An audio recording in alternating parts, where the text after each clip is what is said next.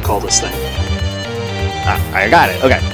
Incredible, new, fantastic, astonishing, mighty, original, uncanny, sensational podcast.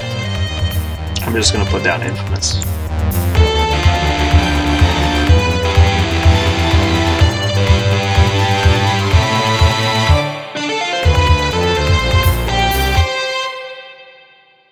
Hello and welcome to Infamous, the audio podcast. I'm Brandon, or Mutilus on the forums. And I'm Parker. I go by Tweak. I'm Jeremy. I go by Jeremy. Okay. Well, thank you for joining this week. We have a lot of news announcements this week, or at least news. So let's go ahead and roll into the news. News. Okay. All right. Just this in. Actually, this is an old one. This is not just in. This is ancient. Right as Kingpin and Bullseye got released last week, we had a faction affiliation list update on ye old internet. If you go to the affiliation stuff on Atomic Mass Games in their organized play, you might have noticed that not only did they update the list with Criminal Syndicate, which we knew what that was, it was on the card, but we also got a brand new unaffiliated faction, only 2 members in that, the Punisher and the Winter Soldier, which we knew about, but since now we have 2 unaffiliated characters, I guess they saw fit to give them their own faction, not a faction. But something we did not know is that the Cabal has officially grown by 2 members, one being Bullseye and the other being Kingpin, which makes Kingpin, I think, the most ubiquitous character from factions. He is a faction maniac. Well, that just depends.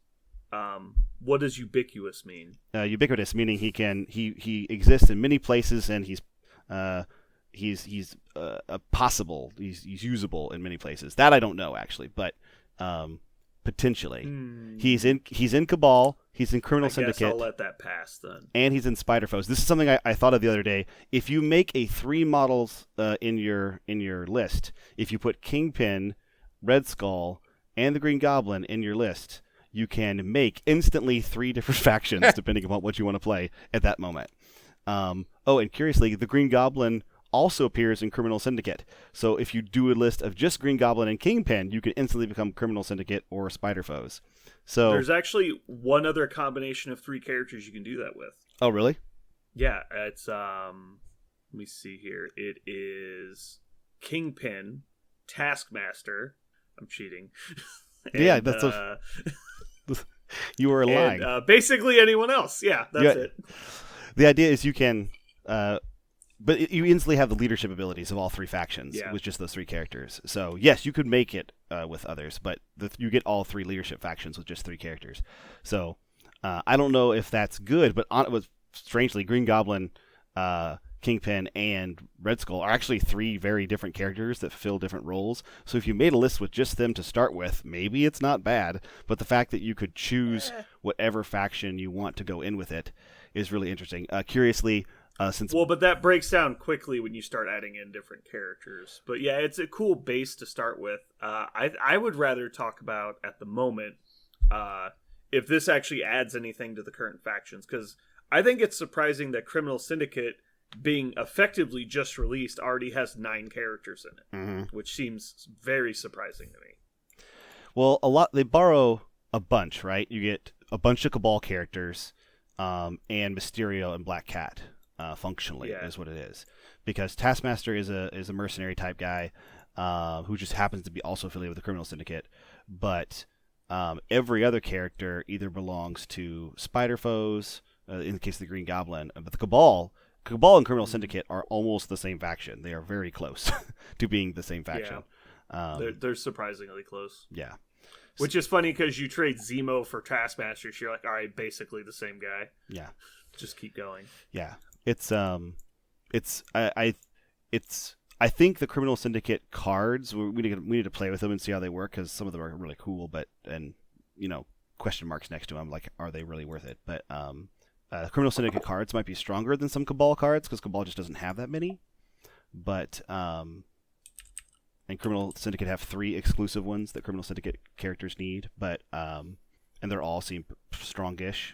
one of the things I was actually nervous about when I saw the faction affiliation is I went, okay, cool. So you could make a really easy crossover if you wanted to make a flexible list with Cabal or Criminal Syndicate.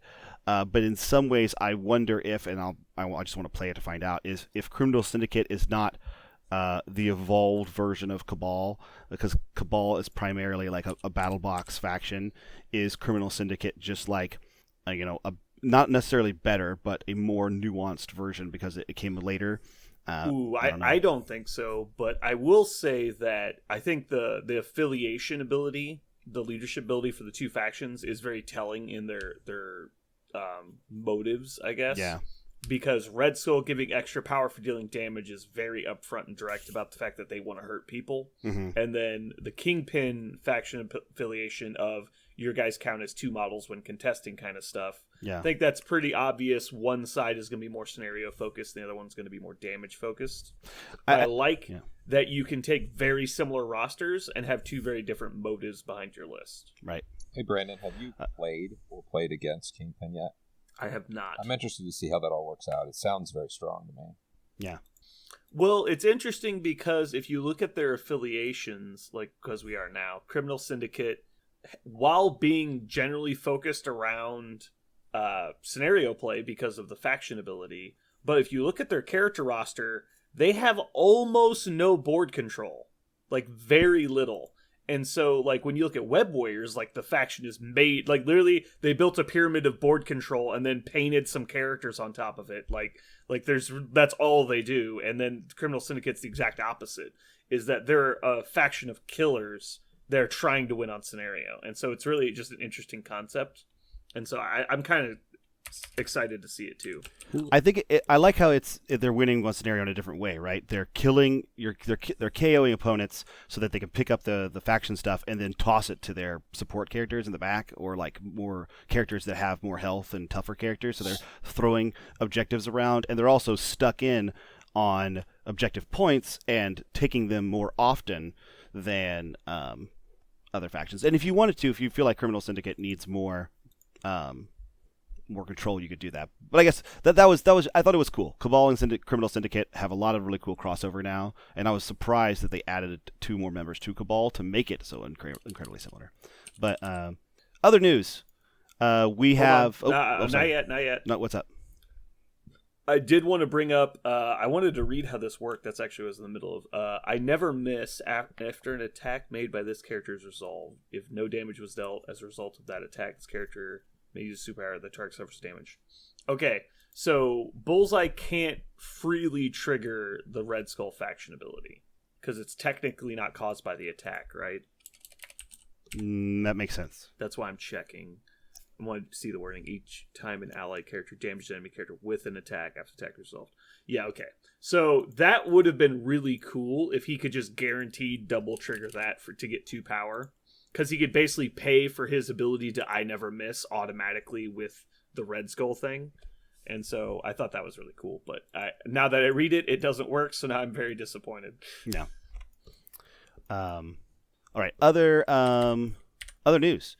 Cyclops' panel to play came out. Everybody's giant chip on his shoulder leader. We found out that he's, big surprise, a range damage dealing leader type. Wow. Not to say that's yet to be seen. I said whoa, like in my surprise of what he was going to do.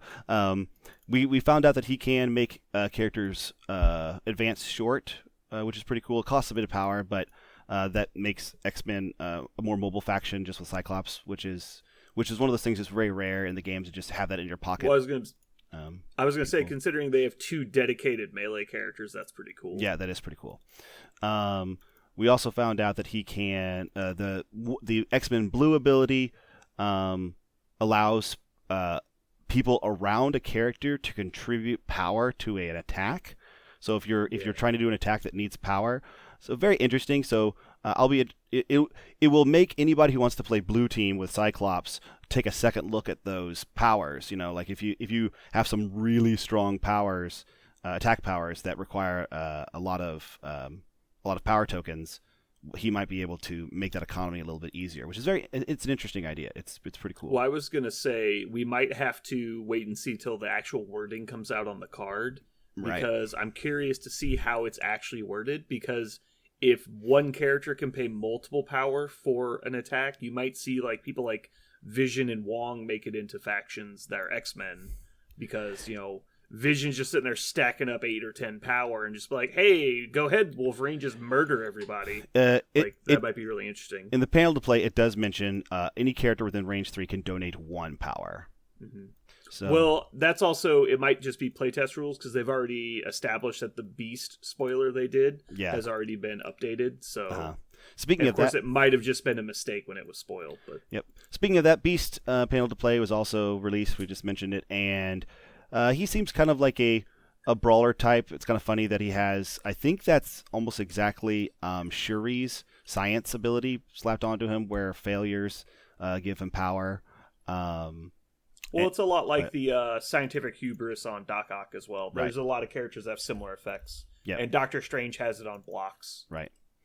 So yeah, it's it'll be interesting to see. I feel like I will be excited for Beast if he is 3 points. I hope he's a 3-point character. If he is a 4-point character, I hope he has a lot of health or something, because anyway, he doesn't look that spectacular. But a vanilla brawler type is not necessarily a bad thing. But I'll say he strikes me a lot as a Zemo-esque character, where he's going to be bouncing all over the table, trying to attack whoever he wants. Obviously, he's going to be a little bit beefier and be able to throw stuff. Mm-hmm. So he probably won't have all the minutia that Zemo has, but he also could just be 4 points and have everything. So we'll see. Yeah, but I'm a lot more excited about Beast now that we've seen the panel to play than I was before. And I'm really excited because his model comes with several different options. And so he can have a book in his hand, or he can have claws, and he can have glasses or not. That's pretty fun. I was about to say his model is a lot more interesting than I thought it was going to be, because there have been some really cool Beasts in comic books, because his character evolves and changes pretty much as the artist wants it to. They give a reason why he's evolving and changing. It's kind of a part of his mutant powers, but I really like that what they went with in the model. I thought it was cool. Super important character for Brandon. Toad's card got released. Brandon is... I couldn't agree more, actually. I think the fact that Toad's card was spoiled is very important for me personally. Because now I know I can just throw him directly in the garbage when I open the box. He's a 2-point character, and that's kind of what you can say about him. What's really hard about him, I think, is that he's a 2-point character, and I don't see... I see him dying really fast. The slippery ability is not horrible, so if he doesn't get one-shotted, he lives-ish, but that's what it has to be. He can't be, he does have... he has 3 defenses. I have something actually serious that I would like to say about Toad. What's up? I am very, very happy that he is what he is. Mm-hmm. I was really worried we were going to have another Shuri on our hands with a very undercosted, very effective character that's going to make it into a lot of lists that they have no sense being in because of his ability to manipulate scenario. And so I'm very, very happy that that's not the case. Right. I think he's probably fine as a 2-point character that's focused on things other than not dying. And so it is what it is. I'm not a fan of the character. I'm not a fan of his lore. I don't plan on ever playing Toad. But that being said, I think it's interesting that we have another 2-point character that does something very different than the other 2-point characters. Mm-hmm. He also, if you want to play his faction and you need 2 points, maybe he can make it in a roster. I don't know if he does, but 2 points is one of those pretty flexible things. And then finally, I heard that the guy who runs the Brotherhood of Mutants, he also got spoiled, I guess. His name is I was about to say Magento, but that's not it. It's Magneto. Magento. It's Magneto. I'm pretty sure it's Magnetoad. Magnetoad. Magnetoad. That's what the box is called, Magnetoad. Yeah, Magnetoad. I just thought it just came with one Magnetoad. Mm-hmm. Of course, I'm being facetious because Magneto, the master of magnetism, and also the Brotherhood of Evil Mutants, was spoiled. Whoa. Why you throw that evil word in there? That's not part of it. It's just Brotherhood of Mutants. They were I'm pretty sure the Brotherhood of Evil Mutants was one of their names. Don't go pushing your politics on me, buddy. I assume their evilness. Yeah, they were quite evil for a while. Evilness, assume. Genocide was one of their favorite things for a bit. So I'm pretty sure we can call them evil. Mm-hmm. That being said, I mean, they're only killing the bad people. That being said, Magneto only has small movement, so trash character. Mm-hmm. Well, actually, if you do the math, the average movement of a 6-point character is slow. Yeah. Fact. Yeah. So okay, so we can actually talk about Magneto now. Let's go talk about Magneto. Thank God. I actually was going to start with that exact thing. I love 1 that he's 6 points, and 2 that he has slow movement. I think that's a really great balancing part around him. However, go ahead, Brandon.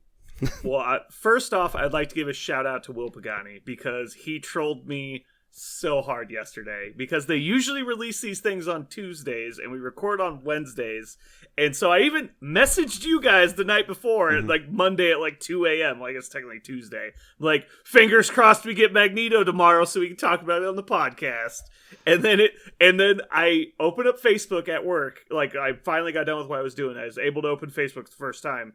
And the first post, Atomic Mass Games, and it says blah, blah, blah, cards, and I just see the last word in the sentence is Toad. And I go, the Magneto Toad box got spoiled, because Sabretooth and Wolverine got spoiled on the same day.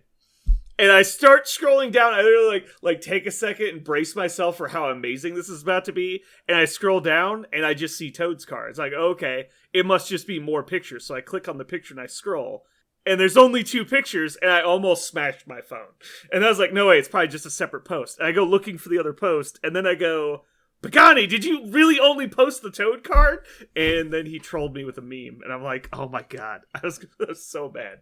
But we got him today, so it's okay. Yeah, he's amazing. I'm so excited. I don't know what else to say. Well, I mean, you could explain the reason why, right?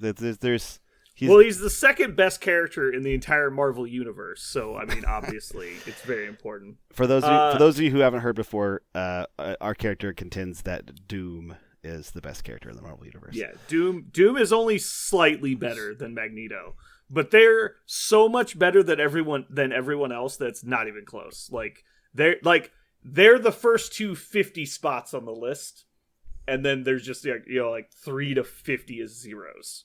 Than like other people. Well, since Brandon is dumbstruck in awe of the Magneto floating in front of him, Jeremy, what did you think about Magneto when you saw him? What was your first impression? The very first thing I looked at was cost. I'm like, oh my god, he's 6 points. Okay, so what do you get for 6 points?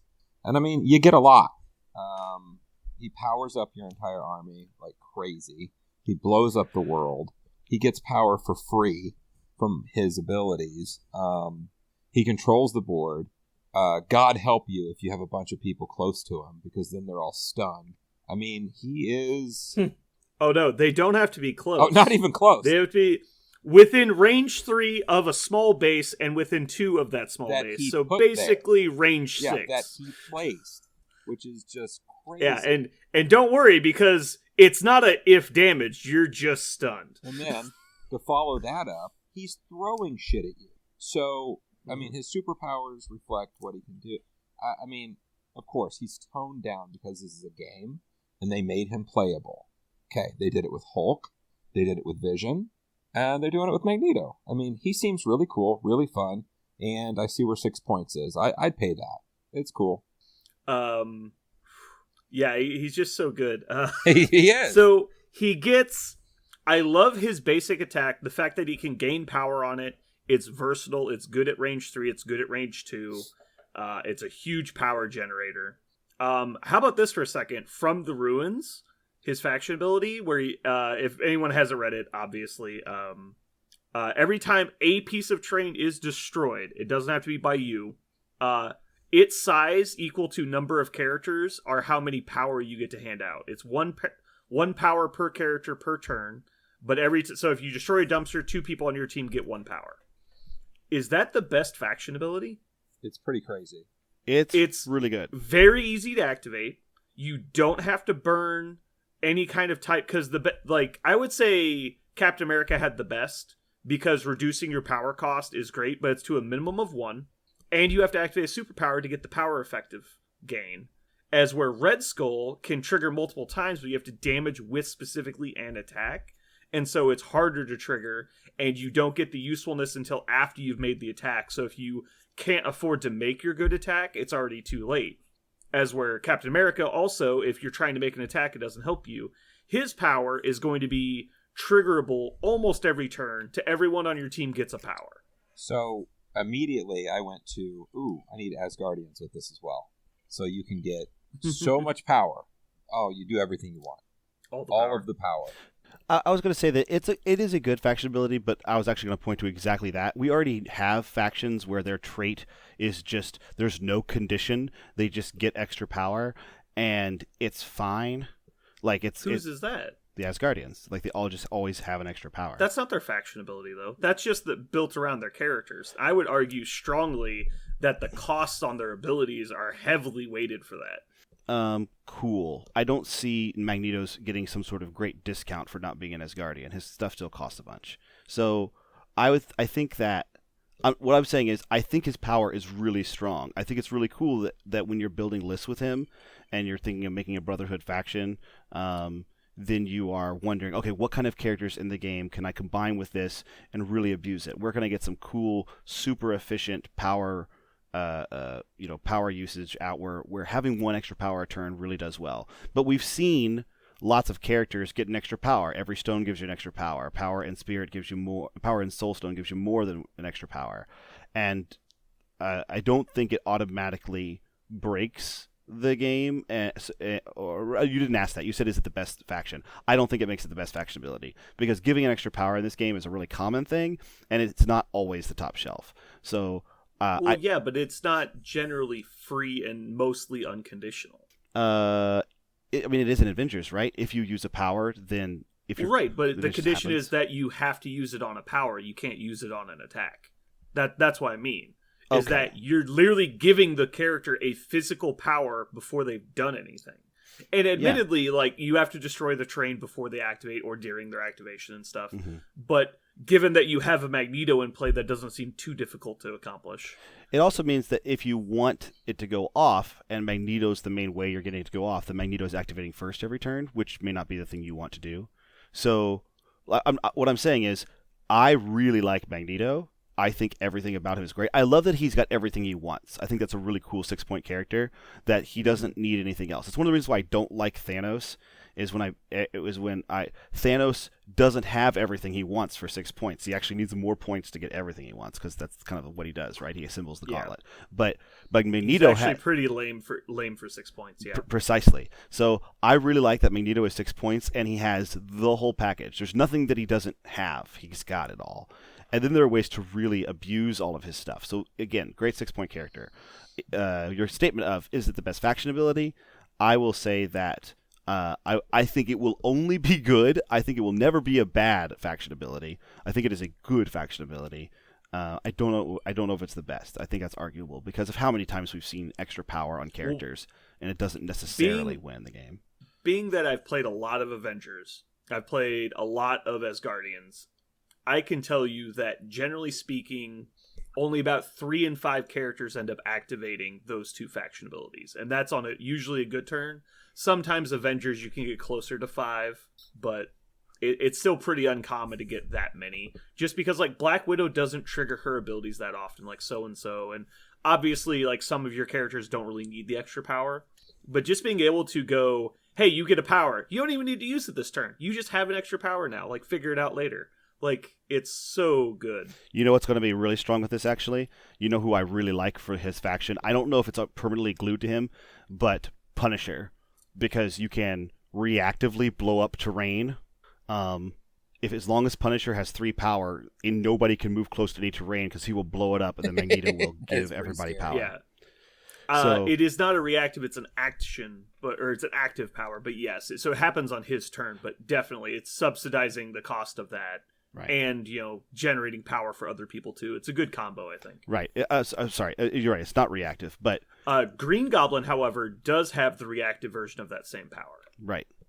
So, like, there are lots of ways to And then of course there's throwers, right? You just throw things. But throwing is a little bit more difficult and not always beneficial. But I think people like Punisher and Green Goblin are gonna find ways into his list and make so it's not just him, because I think that's the thing that is going to make push that ability from good to great is if he's not the only one who can activate it.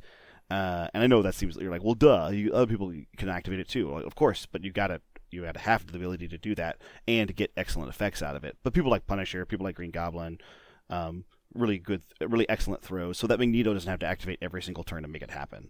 But a little word of the wise, a little interesting new card that came out that Magneto's going to love is cards like Extreme Conditioning. So you just for one turn he just has long movement.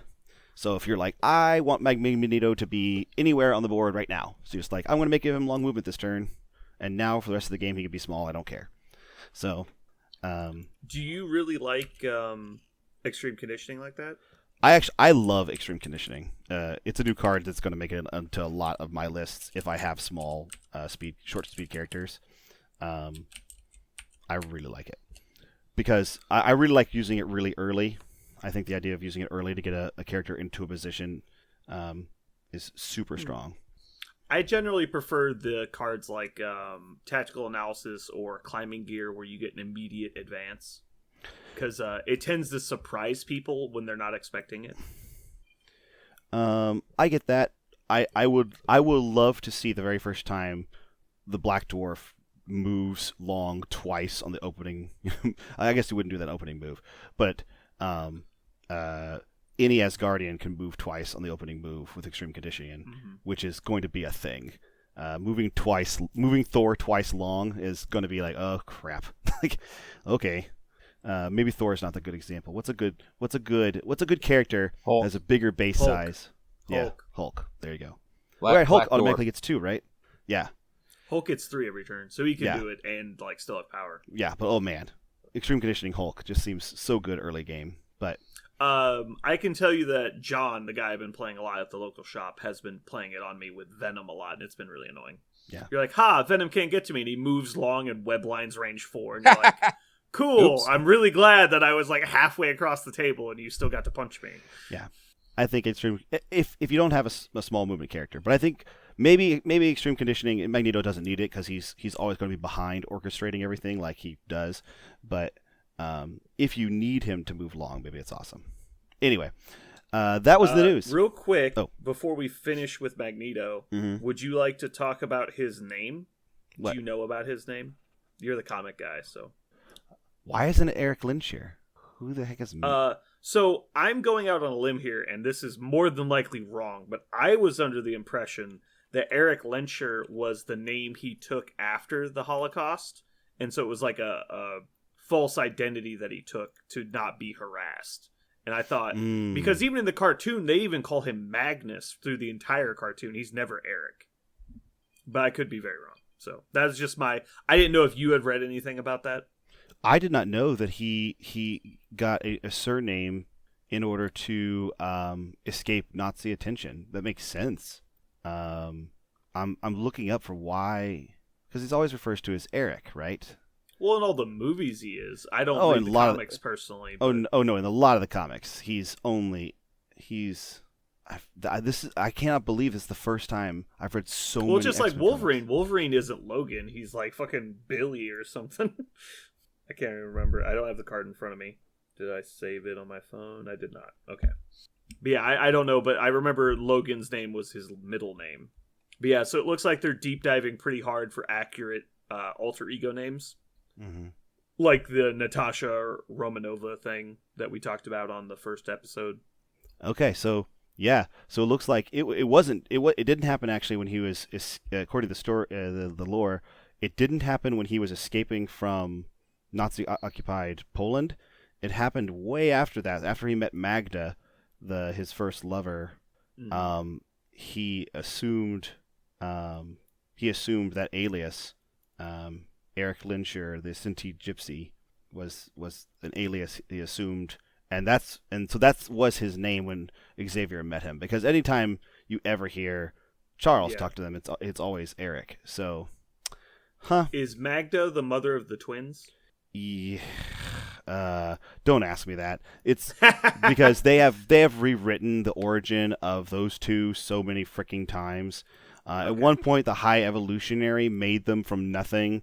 At one point, Magneto was their father. I think they have written and rewritten the origin of Quicksilver and Scarlet Witch like 5 or 6 times. I think in the current lore, Polaris is his actual daughter, the mistress of magnetism. She has exactly the same power set as him. And so I think she's actually his daughter. Yeah. And I'm pretty sure she's his daughter right now, and I'm pretty sure in the current lore, Scarlet Witch and Quicksilver are not his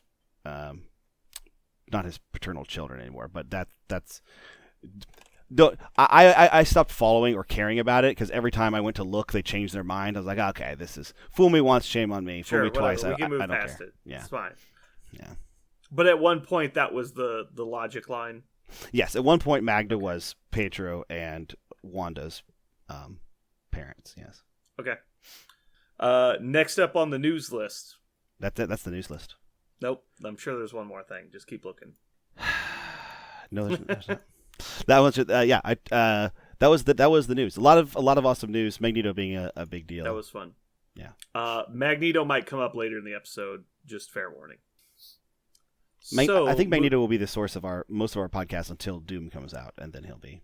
Well, I mean, specifically, I have things to talk. The reason I wasn't too vocal, I know I said some things, but I wasn't too vocal about Magneto because I'm going to bring him up later. Got it. So moving on, our first minor topic, we have to replace Drop Off in our podcast list.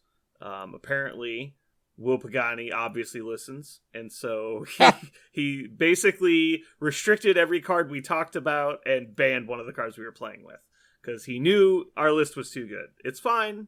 We get it. We'll adjust. It's fine. Yeah, I mean, because I look at it as praise, really. Yeah. I mean, Jeremy read the whole article they released about the ban list. Is it true, Jeremy, that they only banned this card because we were so good with it? I believe they used the word Brandon Shirley decided to use this set of cards, and we banned it because he was using the cards. Yes, Brandon Shirley. And I mean, it wouldn't be the first time a company with Will Pagani in it banned something I was playing because they hate me. That's. And I mean, I've thrown away all my Ragers. It's fine. It's no big deal. They did finish with, "May he burn in hell, Brandon Shirley." So, I maybe it was because of that.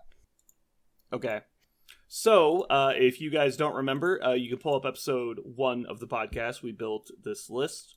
Running through it very quickly, we have Thor, Prince of Asgard, Loki, Valkyrie, Hela, Captain America, Black Widow, Iron Man, Hawkeye, Rocket Raccoon, and the Mind Stone.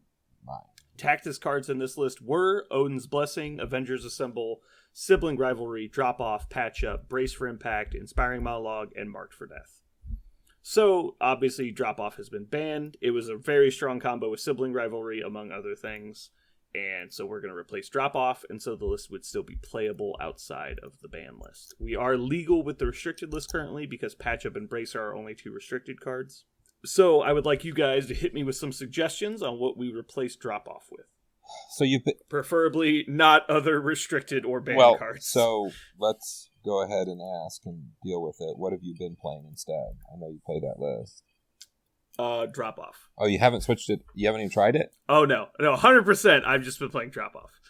There's been a couple games where I didn't pick it in my 5 because I felt bad, but I mean, the rules had just changed. Bad. It's not like we're playing tournament games. You're just playing John. Like, come on, man. I played like 2 games with Drop Off. And to be fair, I like to play things, like get my final swings in before I like put it away forever. Well, that's why you... John was a quite hospitable host when I got to play Drop Off a couple times. So, how does Follow Me read? Is that anything of the same? It's spend 6 power, choose another character to immediately activate that hasn't already activated. That's slightly different. Okay. Are you just going by name? I just remember it did something to another character. Yeah, and it was expensive.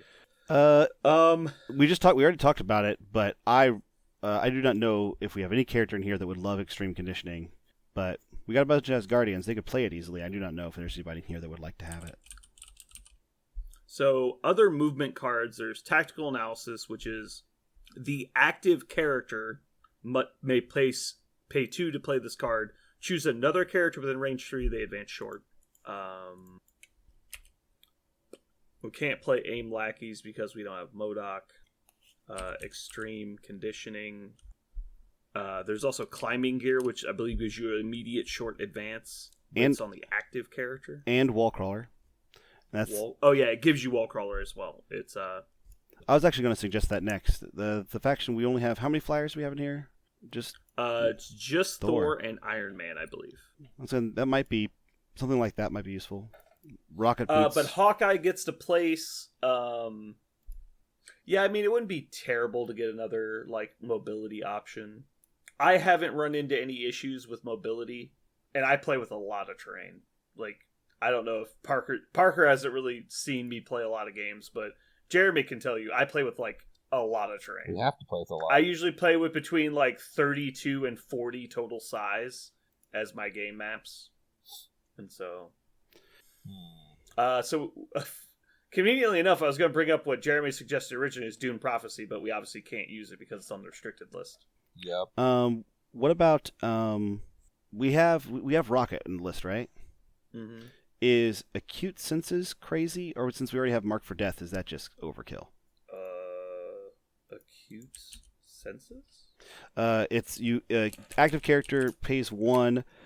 Enemies cannot benefit from stealth, and the character ignores LOS. So Rocket could hide behind something and shoot his gun for a turn and ignore stealth. I really don't like that. Okay, just thought. The only thing that would block line of sight for Rocket is size 3 terrain, generally because you're shooting at size 2 characters. Yeah, I'm not a fan of that. Mark for Death, I think, is filling a lot of that role. Hawkeye can already spend 1 to ignore line of sight. Captain America already ignores line of sight with his ranged attack. Yeah, I think I knew Hawkeye and them weren't gonna need it. Yeah, because the only people that would really care a lot are Hela and Rocket should usually be hiding behind a car or a dumpster and not behind a building because he's already size 1. Mm-hmm. I mean, is heavy ordnance a crazy idea? We were looking at that yesterday or the other day. Yeah, it's pay 2, you gain a single attack with the rocket launcher, basically. Mm-hmm. It's range 4, 6 dice physical, and has automatic explosive on it, and you can only mod it with basic crits. It's not a bad card, but given that so many of these characters have a ranged attack, Loki has a beam, Thor has the hammer throw, Hela has claim soul, Captain America has a shield throw, Iron Man has obviously got ranged, Hawkeye and Rocket are ranged. I don't think we would, because the only character that would ever really play it would be Valkyrie, who would rather charge you. Ooh, I just had an interesting idea that I think we put it up on the list for a moment and we took it down earlier because we didn't know how useful it would be, but Professionals, the Hawkeye and Black Widow tandem card. To steal the objective token? Yeah, if Hawkeye damages somebody, then Black Widow just takes it. I'm not against that. I don't know. I mean, I've played this list probably 6 times. I don't know how often you play both of them. Mm-hmm. It seems pretty unlikely you play both of them, because usually you're either playing Rocket and Hawkeye or Black Widow alone, is most of my experience. What do you think about heavy firepower because of Hawkeye's in that list? Heavy firepower. Refresh my memory on that one. During character's activation, it may spend 2 to play this card. The next attack made by the character this turn, targeting an enemy character that's not within 3 of an allied character, adds 2 dice to the attack roll. So it's just 2 power to sling a big arrow, basically. I would rather play Battle Lust, I think. Yeah. So that would work on Hela's Claim Soul. It would work on Thor's Hammer Throw, Cap's Shield Throw, and then Hawkeye and Rocket's ranged attacks. Let's see what Battle Lust is worded. I don't think it has to be a melee attack, does it? At the end of a move action during an allied character's activation, the moving character may spend power equal to its size. The next attack made by the moving character, this activation adds dice to its attack roll equals to its size. So the majority is going to be 2. I mean, to be bad with Rocket, I guess. You have to move to do it. Yeah, but I mean, it's great with like Valkyrie because you can do it off of a charge. Yeah. And so you can pay 2 to charge, 2 for Battle Lust. Like if she's fully loaded, she can come in with 9 dice, Warrior of Legend, Dragon Fang. But yeah, it's kind of like you're already overkilling at that point. I think. I was looking at Blind Obsession too. Have you read that one? I have. Plus that you get +2 dice versus your specific target and -2 defense dice versus everyone else. Mm-hmm. So if it's like a one-on-one kind of deal, kind of by yourselves duking it out, it's pretty cool. Yeah. Honestly, it's not really that bad because if you can afford to play it, it's actually really good on Thor because Thor can generally get a decent amount of power, but he doesn't have any way to up his offense. Mm-hmm. And Blind Obsession would do that, give him up to 8 dice. He's usually pretty good at like KOing a single person one-on-one. And it is. I really like that it improves defense as well. Yeah, attack and defense. You would think that it'd be like an all-in, but it's really just a one-on-one card. But man, it makes that one-on-one super strong. Yeah, I feel like Blind Obsession is just supposed to be the new Doomed Prophecy, and it's just better. I really like it because of how many fights I've seen in this game happen one-on-one on a corner behind a building that you may never get to interact with that fight again, and it needs to happen.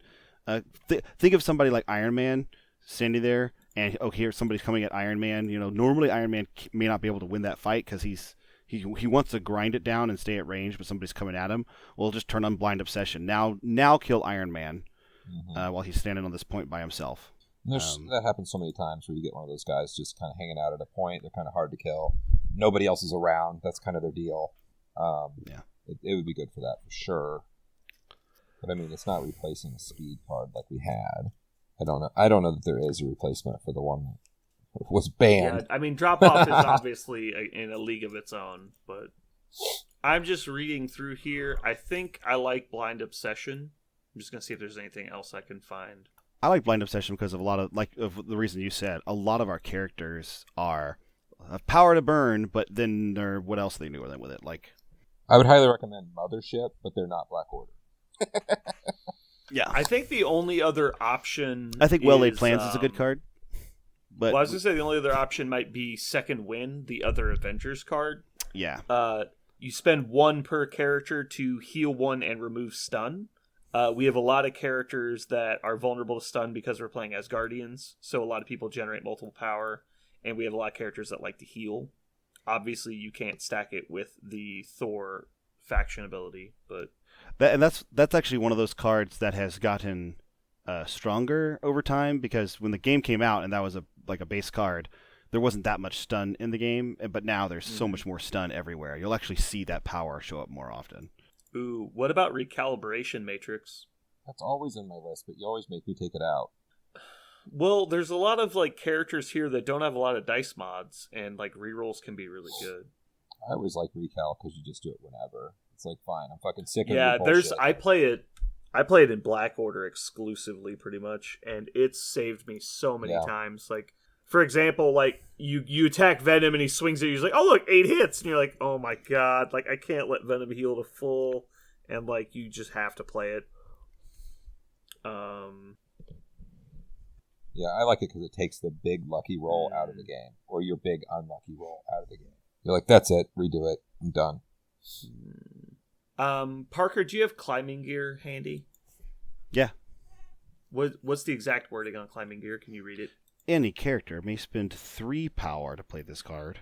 That's one of the big checks against it. This character gains Wall Crawler until the end of the round. This character immediately advances short. It never says active character anywhere? It says any character may spend 3 to play this card. Oh, it was unaffiliated active. Any character may but it doesn't 3. say the active character may, It does not say that. It just says this character gains Wall Crawler. Okay, so my 3 submissions are climbing gear, because it's kind of replacing Drop Off in the fact that you have instantaneous movement of any character.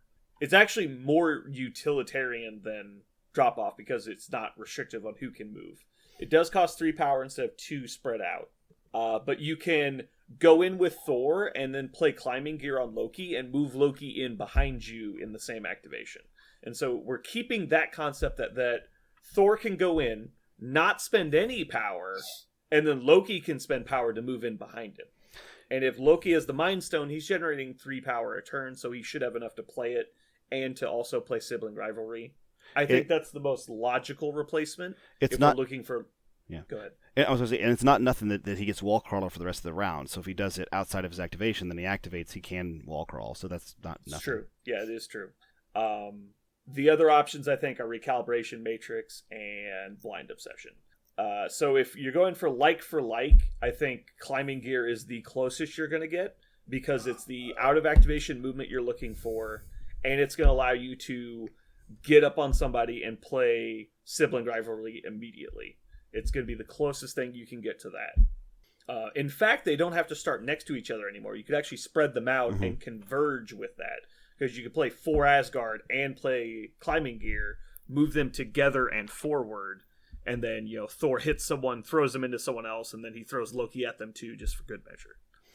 You've also got a faction like that can do this, right? There are not that many characters in the game that play. Climbing Gear is a strong card, but they obviously they learned their lesson and they made it 3 power. Yeah, exactly. But this is actually a group that can use Climbing Gear. You've got the ability to do it. Loki is actually a rare character that's going to get 3 power and want Climbing Gear. Yeah, because on turn 2, when you're usually engaging, he can play Climbing Gear and Sibling Rivalry and still have a power to spare. Right. Like just standing in the open. And then if he gets attacked, he's going to get more power and be able to trickster away. Yep. Okay. I think Climbing Gear is the most obvious drop-in, but if you're looking for a way to increase your output on damage, Blind Obsession's awesome. If you're looking to conquer dice variance, which is frustrating for some people, obviously Recalibration Matrix, which I actually think might be the best option, but it's definitely not the most like-for-like. So, okay. So moving on out of that, what is up next? Let's see. There was something I wanted to talk about that we hadn't gotten to yet. One of our listeners commented on how we talked about Hela in different factions. And we never talked about her in Cabal, which is surprising. However, I don't play Cabal, so this was really Jeremy's fault. Sorry. You played Cabal, I don't. Failed us. I know. We have I one am a job. big fan. So the concept behind it is very obvious. I just didn't play Cabal, so I didn't even think about it. She generates 2 power a turn, and she can claim Soul twice, which costs 2 individually. And so between casting Cold Soul twice, it will cost her a total of 4 power. But with the Red Skull faction ability, she'll be getting 1 back per damage. So as long as you damage on both, it basically just costs her the power she generates each turn, which means that she'll probably have a couple power floating. And it also gives her a soul token. So if you're spending a soul token every time you use it, you're effectively throwing a range 4 7 dice mystic attack twice a turn, and she just sits on a point just being a turret, which is probably the best use of her. Yeah, when you talked about it the other day up at the shop, it kind of magically all melted together, my list, the rest of everything. I'm like, I forgot about Red Skull. It's been a while, buddy. Yeah. Hello, old friend. Yeah, it's weird how we're so on the new stuff that we forget about the old stuff. Yep. They've done a good job keeping the old stuff relevant. I like that. There have been so many new things, and you want to try them because you bought them, and here they are. But the old and busted, the new hotness. Yeah. I also like that they do things like update the faction affiliation, so now there's a reason to go back because you're like, okay, now I get to play my cool new Bullseye. I'll put him in Cabal, and it gives me a reason to go try Cabal again. Yeah. Alrighty. Well, that's going to clean up our announcements and our news, which we knew was going to be a long segment because obviously Magneto came out and a lot of stuff happened. So moving on, playing currently. I don't know about you guys. Obviously, you don't play games because you're lame, but I play games. So I have finished playing the list that we built on the podcast. I have finished playing my Black Order, which I just finished painting. And now I am on to building a new list. I haven't gotten to try yet, but I played 1 game so far with Web Warriors. I'm very excited to play more games with Web Warriors. I think I'm really going to enjoy the faction. So I was torturing myself over what to play other than the obvious 4 Web Warrior characters. And I came up with an idea after Jeremy left the store the other day. And I think I'm going to play Web Warriors and basically Spider Foes together, but I'm not going to play Spider Foes really. Like, I have no real intention of playing them. But I'm thinking about doing, like, squeeze in Green Goblin and Doc Ock just so I can play well-laid plans and force opponents to drop their objectives if they get any. And so I'm very excited about that plan. Yeah. Do you Jeremy, just what do you think? is that what you needed, because they can't KO things easily enough? So if they do pick them up, then they're kind of stuck on them. Well, I mean, it's actually, they hit deceptively hard when you spend some time looking at it. Yeah. So, like, for example, if you have, like, obviously Venom is like the beater of the faction, even though he's not like an A-tier damage dealer. He's still pretty solid, but he's no Corvus Glaive.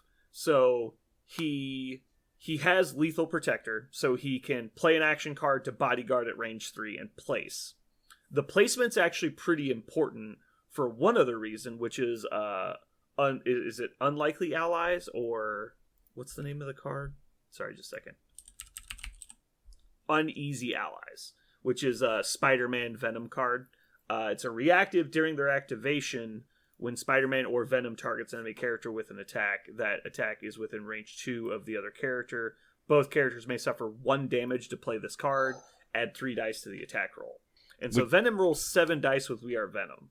And so if he's bodyguarding, he's probably going to take a couple. It does cost him 2 to play the bodyguard card. So he's coming in probably pretty close to 0 power. Maybe taking some, getting some more power, but also maybe saving the person that's currently holding your objective. Then on your turn, you play All Webbed Up on Peter Parker or on Miles, because it just says Spider-Man. All Webbed Up slows all enemies within 3, and you get +2 dice on attack rolls when targeting those characters that were slowed this round. And so now We Are Venom goes up to 9 dice, and then you play Uneasy Allies, you potentially go up to 12 dice. And so when you really need to put out some damage, you can put out some damage. You also have Miles has the ability to roll, I think it's like, let me double check. I don't want to just say numbers here. Miles, with his web kick, can roll 6 dice. And so with All Webbed Up, he rolls up to 8 if he gets a double web line kick, or if you just web swing into web kick. And I think even Ghost Spider has a 6 dice attack.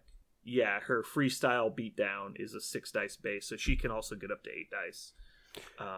Parker, do you have something to say? I was going to say, like, I am really excited about that. As a person who loves Spider-Man so much, I'm also excited to play Web Warriors. I thought they could do damage. So what they is... definitely, they don't just deal damage. Like, as Guardians, just tend to deal damage because they have consistently high dice or decent rules on top of decent dice.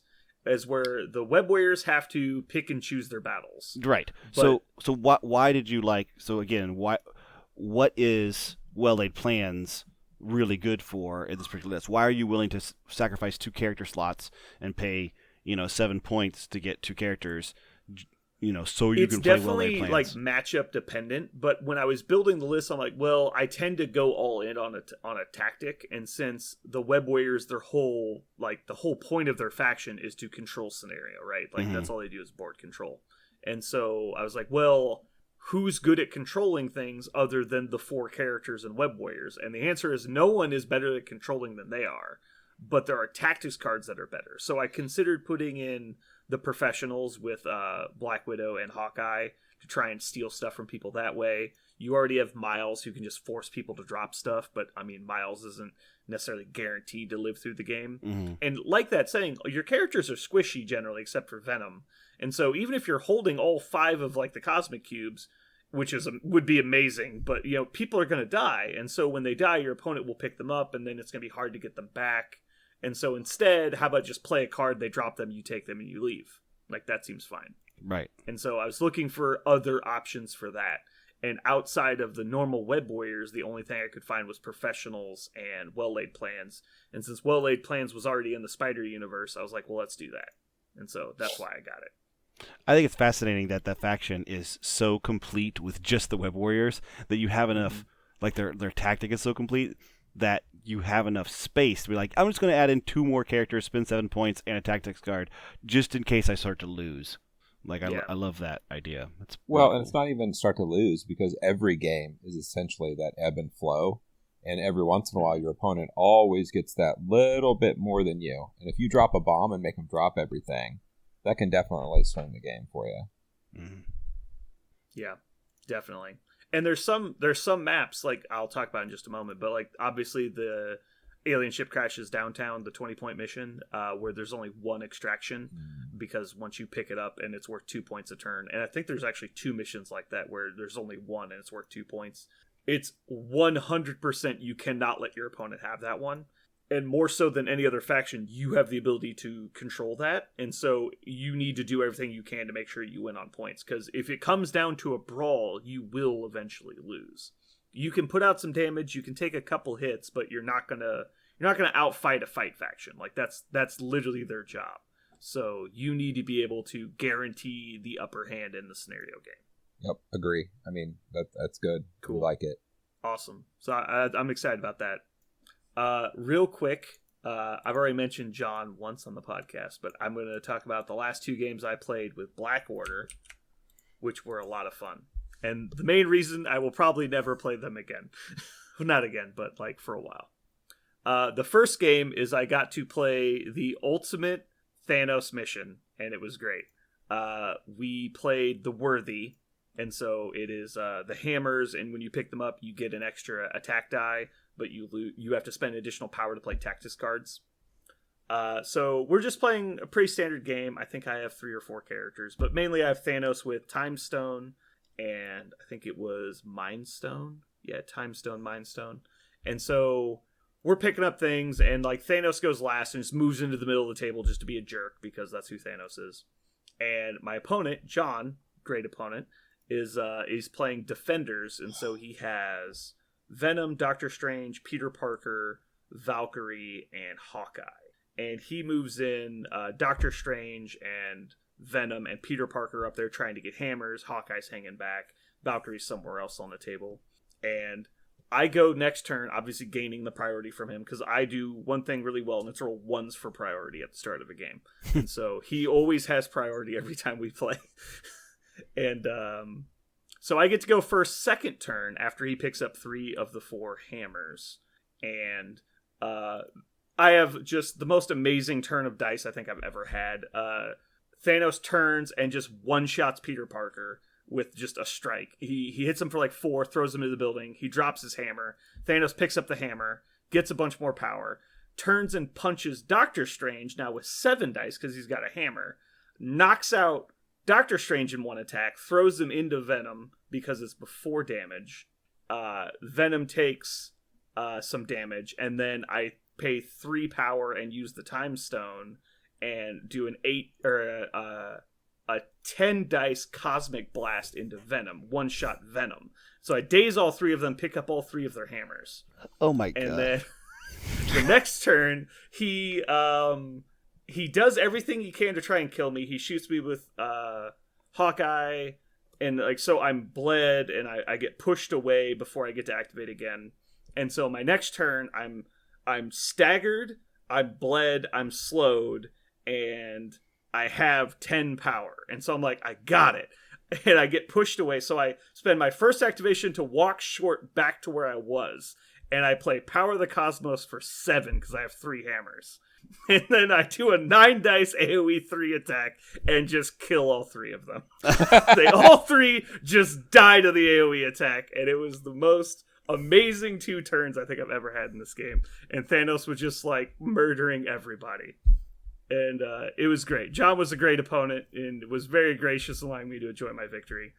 But the next game we played that I recall was a very different game. We played the 20-point downtown mission, where there's only the one objective. And I got really greedy and silly, and I decided to play a 3-character list at 20 points. So I had Corvus Glaive with Reality Stone, the Maw with the Mind Stone, and I had Thanos with, I think it was the Time Stone and the Space Stone. It was dumb. It was a terrible game. I had 3 characters versus 6 characters, and he was playing Web Warriors. And so it was basically him just playing Keep Away the entire game. Because the whole point of me playing Downtown in my roster is that between Corvus Glaive and Proxima Midnight, if I get the priority going first, I choose Downtown because I'll get to activate 2 characters before they get to activate anyone. And Corvus finds the objective on a skull in addition to a critter or wild. And so he's a 50-50 basically to find it. Well, he's a 3 and 8 to find it. And then he also gets to activate Proxima Midnight, who then can go check 1, and she gets it on a 2 and 8. And so I have a very high chance of finding it before he does. Anyway, he gets the objective, he scores, and then I spend the entire game trying to get away from him, and repeatedly the Maw tries to get the stone from them, kills the person holding it, picks it up, and immediately dies. And so that was basically my experience of the game, and I posted some pictures. It was the main reason it was a fun game was because it was the first fully painted game I've gotten to play. All of our terrain was painted. We had a full colored mat. We had both teams were fully painted. It was a fun time. I think I lost 17-2, I think was the final score. Well done. Which sounds really bad, and admittedly he crushed me on scenario.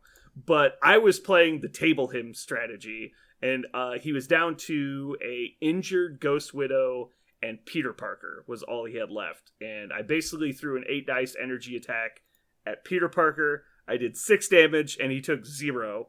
And then I was like, all right, you win. It's like, I can't get to Peter. He's just going to win with the stupid power core. And that was the end of the game. But that led me to understand one important thing about Black Order. Are you guys ready for this? Yeah. Okay, go. Lay it on me. The Maw is really bad. He is a terrible character and should never be played. I don't think he's terrible, but he does not feel strong. You were wrong. He is terrible. Okay. But it's okay because the Maw walked so that Magneto could run. Yeah. Because he is literally just good Maw. That's all Magneto is just Maw but good. He has better defensive stats and the same ability the Maw has to swap out Mystic for any other stat. But he also can't be thrown or pushed as a result of that effect, in addition to just getting the 6 dice defense. He has the one thing the Maw doesn't have, which is good hit points, because the Maw has 11 hit points and Magneto has 14. The Magneto has the ability to throw things multiple times in a turn. He gets a lot of power, just like the Maw, but he has dice mods where the Maw doesn't, where he can re-roll the dice on his power gaining attack, and the Maw has no dice mods at all. And also, Magneto can gain power from dealing damage on his primary attack, as where the Maw only gets 1 power for using it. And so the Maw, while starting with a high level of power, can't gain a large amount of power. And so he's kind of stuck in that middle ground. It was like, well, I have 4, but all I can do is use my good attack once. And so even if he's at point blank range, he can't do it twice. As where Magneto has a good attack he can use multiple times. And it has the ability to use his better attack at a greater range than the Maw in a lot more situations and affect multiple people, as where the Maw can't. And so I think basically the Maw was the playtest version of Magneto. Really? I guess that's just like your opinion, man. I'm kidding. I'm kidding. I will literally kill you. I totally agree. There's a lot of things that for one more point, it's really kind of silly how very, very different what it is that they're doing, right? It's not just that, the Maw should be less points. It's just for what the Maw is trying to do, Magneto seems to do it so much better for one more point, and he has the full package, whereas the Maw doesn't. They felt like maybe they overbalanced the Maw a little bit, I think is what happened. Maybe. Yeah, I think the Maw should just be 4 points, and he'd be comparable at that, because he's in a faction, and he's the only character in that faction that doesn't have damage reduction. Mm-hmm. He also has the lowest hit points in the faction, I think, except for maybe Proxima. I think Proxima only has 10. So he's 1 hit point more than Proxima, but doesn't have damage reduction. And so he actually dies much faster than she does, and it costs 2 more points. Yeah, it costs 2 more points, yeah. Yeah, it's just brutal. I get that, Mystic damage is good, but I think you'd be surprised if you look through every character how seldom Mystic damage actually helps you. because he can only do mystic damage, and 1 damage type characters are really the flaw, as opposed to not having access to like mystic, which is the rarest type. Mm-hmm. Because there's a lot of characters that are actually strong against mystic, like obviously the Maw, Magneto, because he's a very similar character.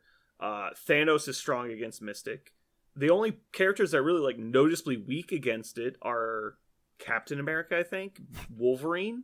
Like, there's not that many that are worse against it than energy. There's really not. Yeah. Like, Energy even is Venom is better worst. against mystic than energy. What'd you say, Jeremy? Energy is actually the one where everybody's the weakest. It has. I don't think it's everyone, but there are a lot of characters that are weak to energy. Yes, if you're going to have a weapon and if you get to pick what it's going to be, just generally, energy is the way to go. Not mystic, usually. I think the important thing is that have multiple damage types on one character. I think is actually the important thing. It doesn't even matter what they are. Just have 2.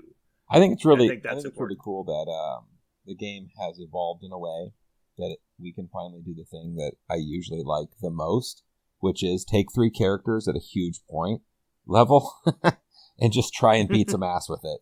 Like, I think that's really cool. I can tell you, as long as the Maw is not one of those 3 characters, you're probably good. Yeah, you're probably fine. I'll probably be all right. Yeah. But I remember when we were... The reason I'm so upset is that I spent a lot of time painting the Maw, and I think he looks really good. And I converted him. He's got like this whole like I-beam thing he's throwing at people, and like I was really sad when I got him on the table. I was like, this character sucks. Yeah, what an idiot. And I've only played him twice, so it might just be small sample size. And I hate to say people suck, but I think Crossbones is like an entire tier above this guy. Huh. Well, there you go. Speaking of that, what'd you say, Parker? I said, speaking of that, are we rating today, or are we? Yeah, let's move into basically the final segment of today, which will take a little bit of time, but we should be fine. Oh no, we're buzzed on through this. We got practice. We know how to do this one this time. Yeah. Speaking of practice, we messed up. I think we messed up last time. I'd like to readdress one thing, but we're going to go into ratings. We're going to rate the Black Order, which spoilers. We've already talked about one character. Moving into the rating system. I think we were a little loopy last time. We were up a little late because we started about, oh God, it was almost 2 hours late. Yeah, it was 2 hours late last week just because from audio issues. But anyway, we rated the Asgardians last week, and I think we rated Loki a little high on his overall grade. I think we were pretty much spot on his individual grades, but I think we rated his overall grade a little too high. We rated him a 6 out of 10 as a character, and I think we should readdress that. Higher? Yeah, he's at least a 9. No, obviously lower. I think while he's a good controller, I think we rated the control category a little too high, considering he doesn't do much outside of the Mind Stone. And admittedly, there's not that many characters that can take the Mind Stone, but there's like 4. There's 3 people that can actually take it, and then there's MODOK, who just has it. Anyway, on this guy specifically, I think he's more of a 4. I think when you're reaching for 4-point characters in the game, I think Loki comes up not that often. No. Admittedly, he is a controller, but there are cheaper controllers and people that are just as good as him. We already. I'm totally fine with him losing some points. Also, I'm also totally fine with us being willing to edit old ratings and revisit them, because as we evolve in the rating system and we get better at it, because we're so practiced now, I think we should go back and I think we should. We're so practiced. We've rated 4 whole characters. Let's go back and change one. That's so many more characters than we had rated before that. So it's 4 more. I mean, when we rated Loki, I think he was number 3. Yeah, that's what I'm saying. We only had 2 characters under our belt at that point. I feel like this is great growth, true. guys. I feel like this is great growth. I'm proud of us. Is. I'm proud of us. Admitting faults is step 1. Yeah. Now we're ready to grow.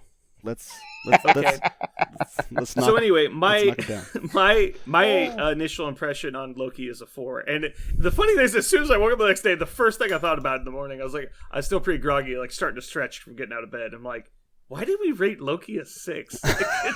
It hit me just like this weird thought, like it was a nightmare that we did. That is a really funny like first thought in the morning. Yeah. It's like, What the hell were we thinking with Loki, man? Yeah. Man, I was drunk. You guys took advantage of me. Deal. Don't just say deal. What's your guys' opinion? Am I alone here, or are you guys like, yeah, Loki is not a 6? I guess here's the thing: is he is does annoying win the game? Like that's what he is, right? I am not like when I see Loki across from me, I go, Jesus, he's gonna make this incrementally harder. But does that make it? Is that what wins the game? And therefore, am I reaching for him every time? He's got obvious synergies with folks like Thor, and if you're planning on making the crux of the game happen in the middle, and everyone's going to come there in order to decide the game, then he's going to be something there to help push that in your favor. But I agree with you. If you how many 4-point characters are there in the game, and I'm looking for a strategy, am I reaching for Loki every time? Because man, Loki always wins the game for me. No. So yeah. Yeah, I don't even think he's in the top half of 4-point characters. Yeah, he might be in the top half of 5-point characters with the stone. Yeah, I'll go ahead and agree with that. Sure, but I think I think you definitely make him a 4. As a 4-point character, I don't think he's even worth talking about. Yeah, I think we assumed that he has the Mind Stone when we rated him, but even then, I still don't think he's a 6. I will say the one thing he has over anyone else is abstract control. Like, he debuffs better than probably anyone I can think of. Like, his debuffing, because you have to kill him at some point, because he's just too annoying, and he's hard to kill. Like, obviously, it's a lot of things. I don't know. I want to hear your guys' opinions. I've said where I think he is. What give me numbers. Don't just give me opinions. Like, give me numbers and back up the facts. I was willing to go down. I think he's probably belongs more to 5 because of that. Exactly what you said.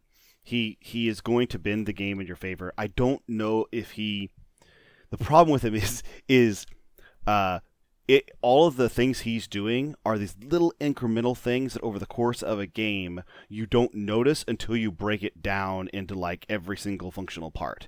Like, it give you like a football analogy. Like, you don't notice every offensive lineman's individual individual contribution to the offense and the defense every single time because you're watching the ball, right? So is Loki going to be the ball mover, the person who makes the big play every game? Well, no, that's not really what he's designed to do. But he is going to do these little incremental things over the course of the whole game that if you pay attention to it, you're like, well, hell, that may have been the difference between winning and losing. And that's one of the reasons why I think you'll see people continually play Loki forever, because he is such a great foil. He's such a great that character. Therefore, I think probably a 5. It's funny. I think if you ask people who play against Loki, you would say, he's a 4. But people who play with Loki maybe would value him more.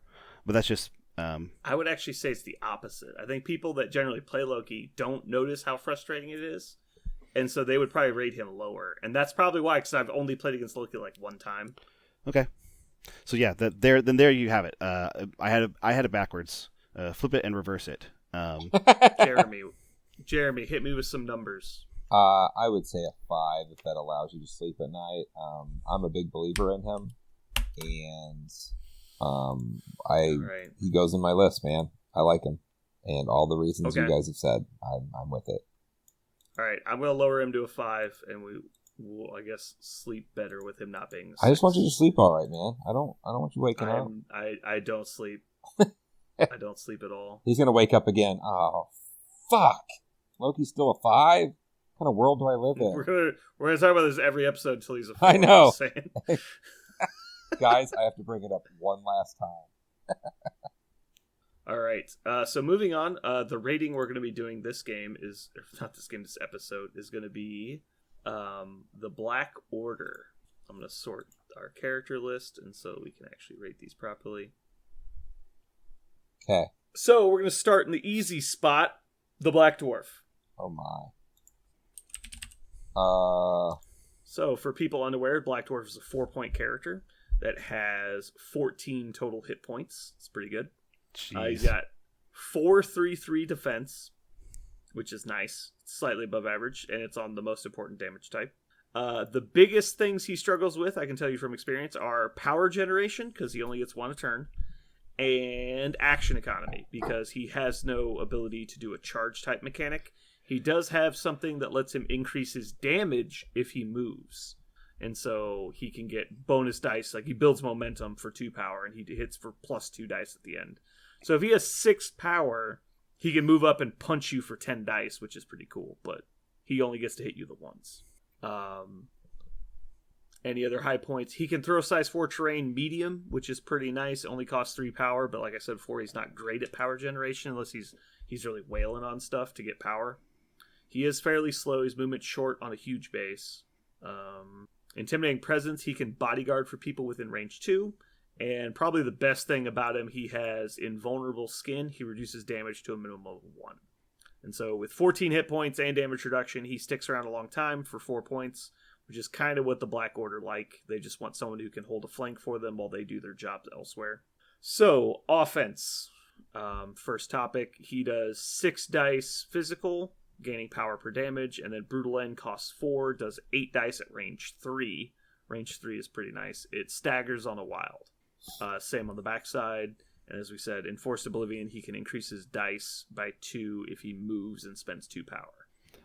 I really like Black Dwarf. It's really funny because he is in every iteration of him, whether it be in the comics, no matter what universe he's in, or on in the movie screen. He's always like the asshole who gets punked for some reason in the Black Order. Mm-hmm.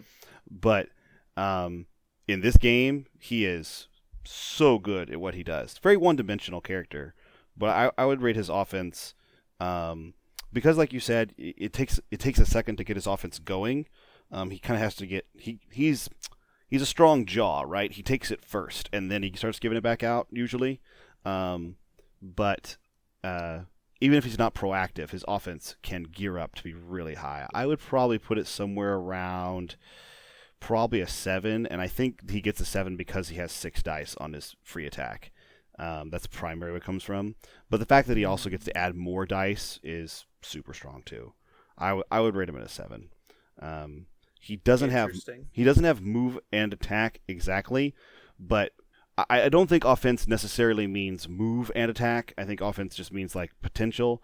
And in that case, because he gets dug in, and when he's there, if you have to attack him at range 2, and that's how you have to beat him because your character is a big range 2 damage dealer, he's going to do such a great job of just wrecking that opponent trying to kill him.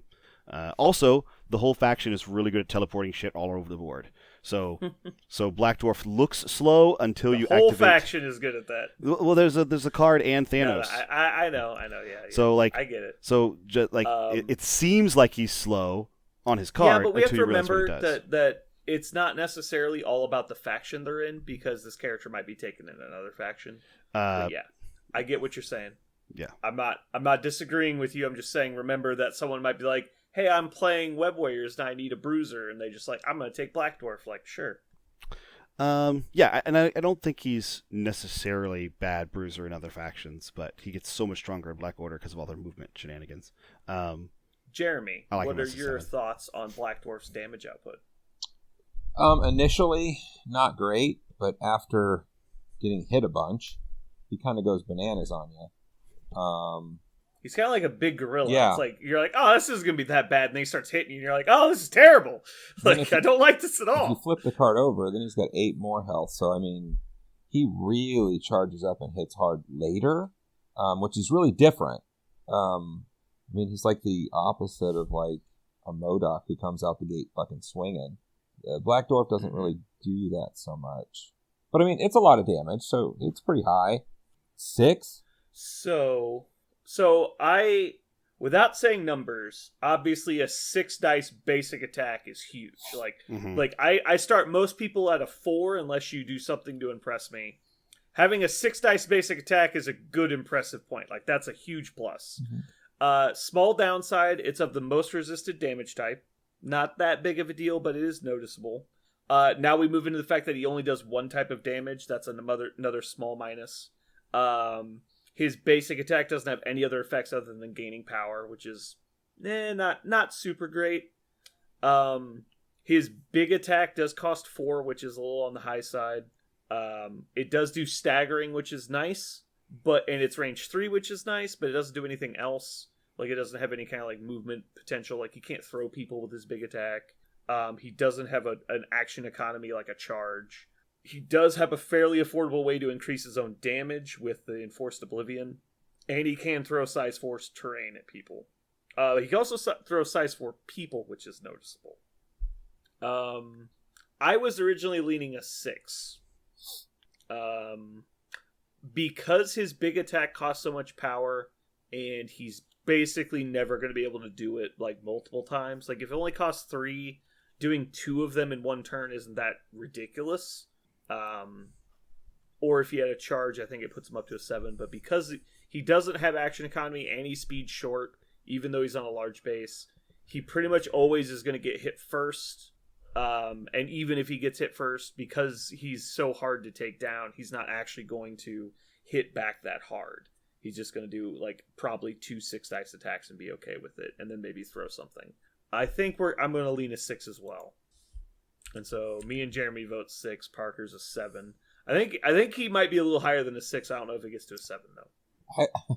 I think if it's in Avengers, he gets to be a 7. You think so? Just because he throws stuff for 2? Or he can Enforced Oblivion and come out the gate, for man. 1. Move and hit for 8. He's like, get over here. Just smashes you for 1.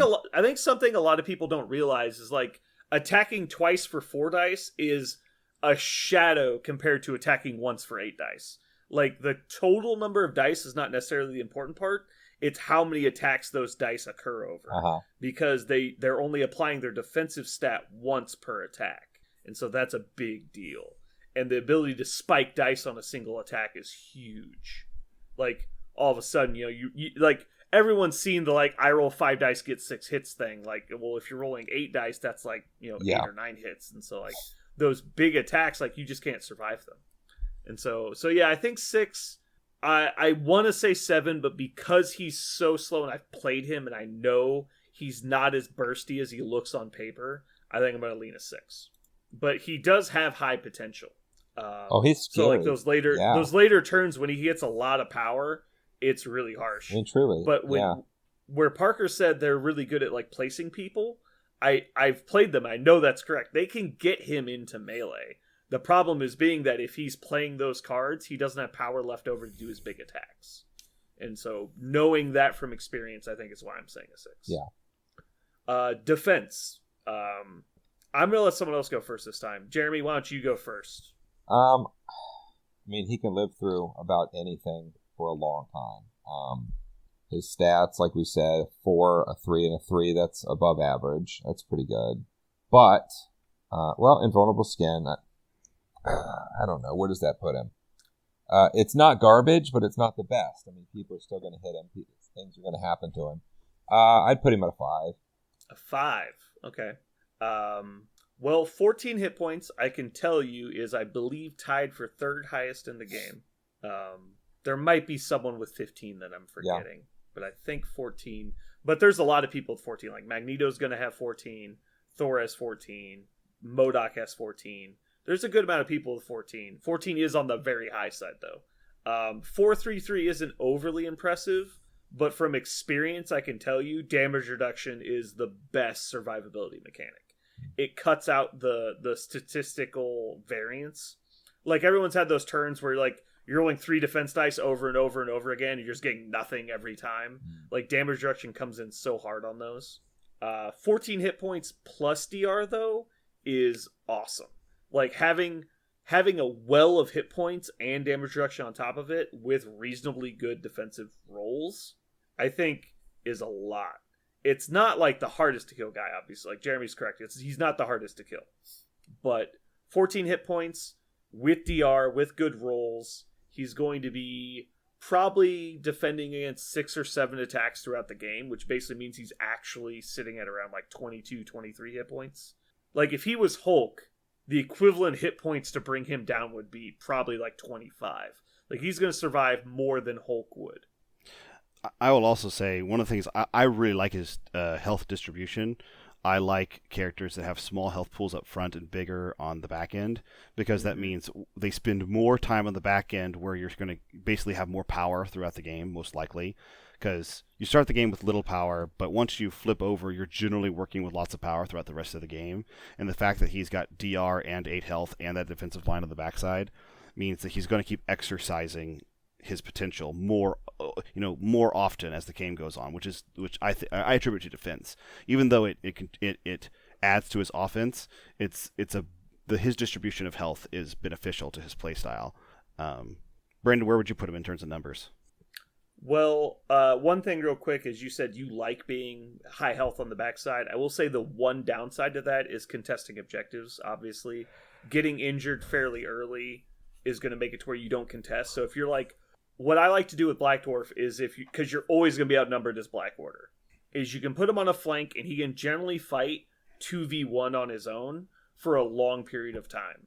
He'll probably eventually lose, but much like Hela, losing slowly is a strategy thing that you can do. Like, just shove him over there, allow your opponent to beat the shit out of him over time, accept the fact that, like, turn 5 or 6 he's going to go down, but because you've devoted your resources elsewhere, it's just getting you to the point where you can accomplish your goal somewhere else before he fails.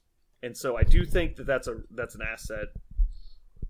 I think I would put him at a 7. He's just got too much health and DR and above average defensive stats, and he can, pretty much take on anything. Like, there's no weakness on his card. It's just slight advantages across the board with the best defensive power you can have, basically. I think it's a 7. I think he's in like the top 70 percentile of like survivable characters. Like, there's people tougher than him, but there's not a long list of those people. I would say he makes a 7 until they do something like that goes against DR, or like some sort of ability that allows you to ignore DR. But the DR is so strong on precisely deep health. And the fact that they didn't make him pay for it with having a weak defensive line like the Hulk does, that's just it seems really strong. He's basically Thor with DR. Yeah. He has 1 less energy defense, but he has DR, which I would much rather have. Yeah. Like, we rated Thor, Prince of Asgard, a 6. This guy is easily tougher than Thor. Easily. I would say noticeably tougher. I was actually going to say he could be an 8 in my personal opinion, but... Yeah, I think I'm okay with a 7 because he doesn't have any dice mods, and there's no, like, Odin's Blessing card waiting for him. And so I think 7's okay. Let's go ahead and make him a 7 so you can wake up tomorrow morning and not freak out. And it's like, we gotta re-rate Black Dwarf. He's an 8. All right, moving on. The thing that's gonna be most surprising about Black Dwarf, I think, for most people that don't play Black Order, is let's move on to support first.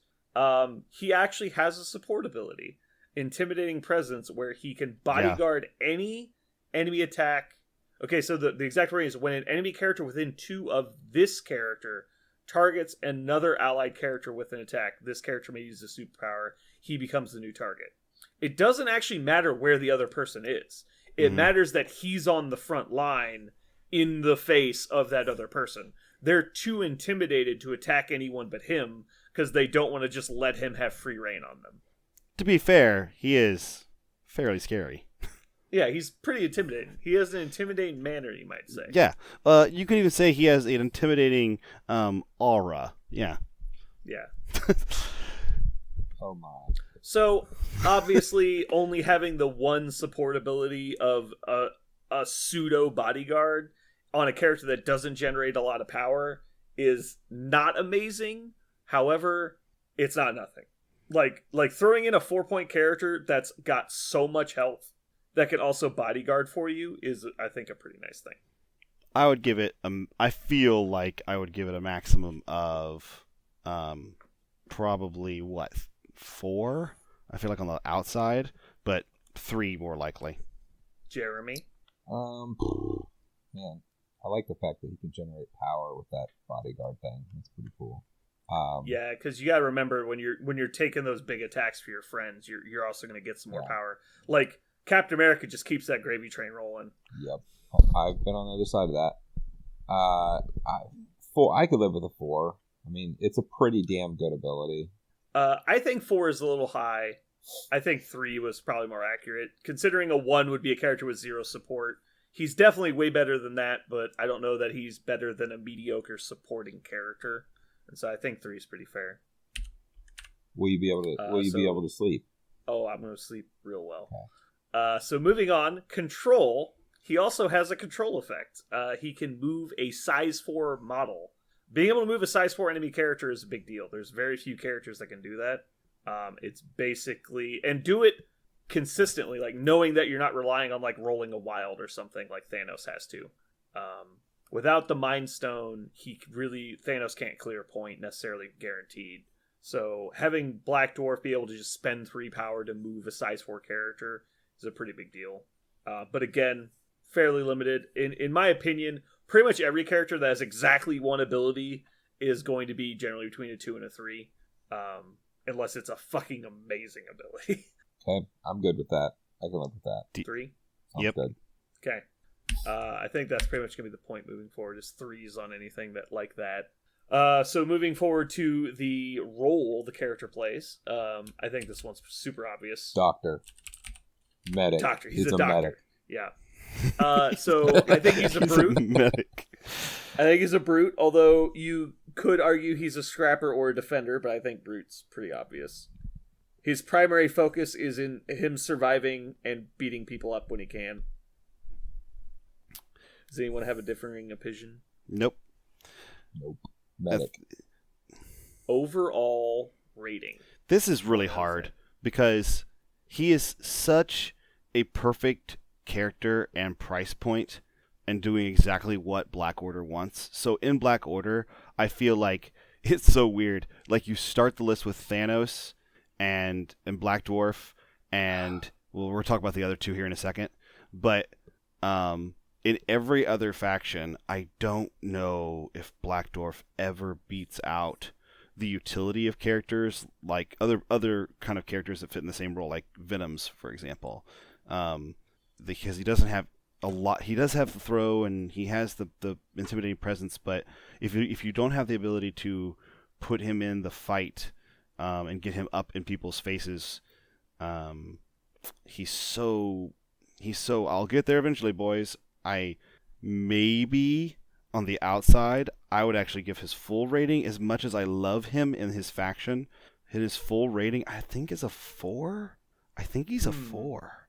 Just because of how when you put him in like the rank of all the 4-point characters in the game, the kind of characters like that he is, he's vanilla in a bunch of ways. Even though he does have a couple utility pieces, it's I don't know. I just feel like when you put him up against a similar character like a Venom, for example, a similar who if you're talking about like a wild card, throw him in a list kind of thing, I feel like Venom does so many different things. Maybe they're not comparable, and that's not fair. I guess that's fair. Like, Venom does have a lot of diverse abilities. Yeah. I will say, I think Black Dwarf suffers from the fact that he's in Black Order. If he was in a different faction, I think he'd get played even more often. Oh, absolutely. Because Black Order has such expensive characters that a 4-point character is actually like a premium in this faction. Right. And in almost every list, Corvus Glaive is going to make the cut.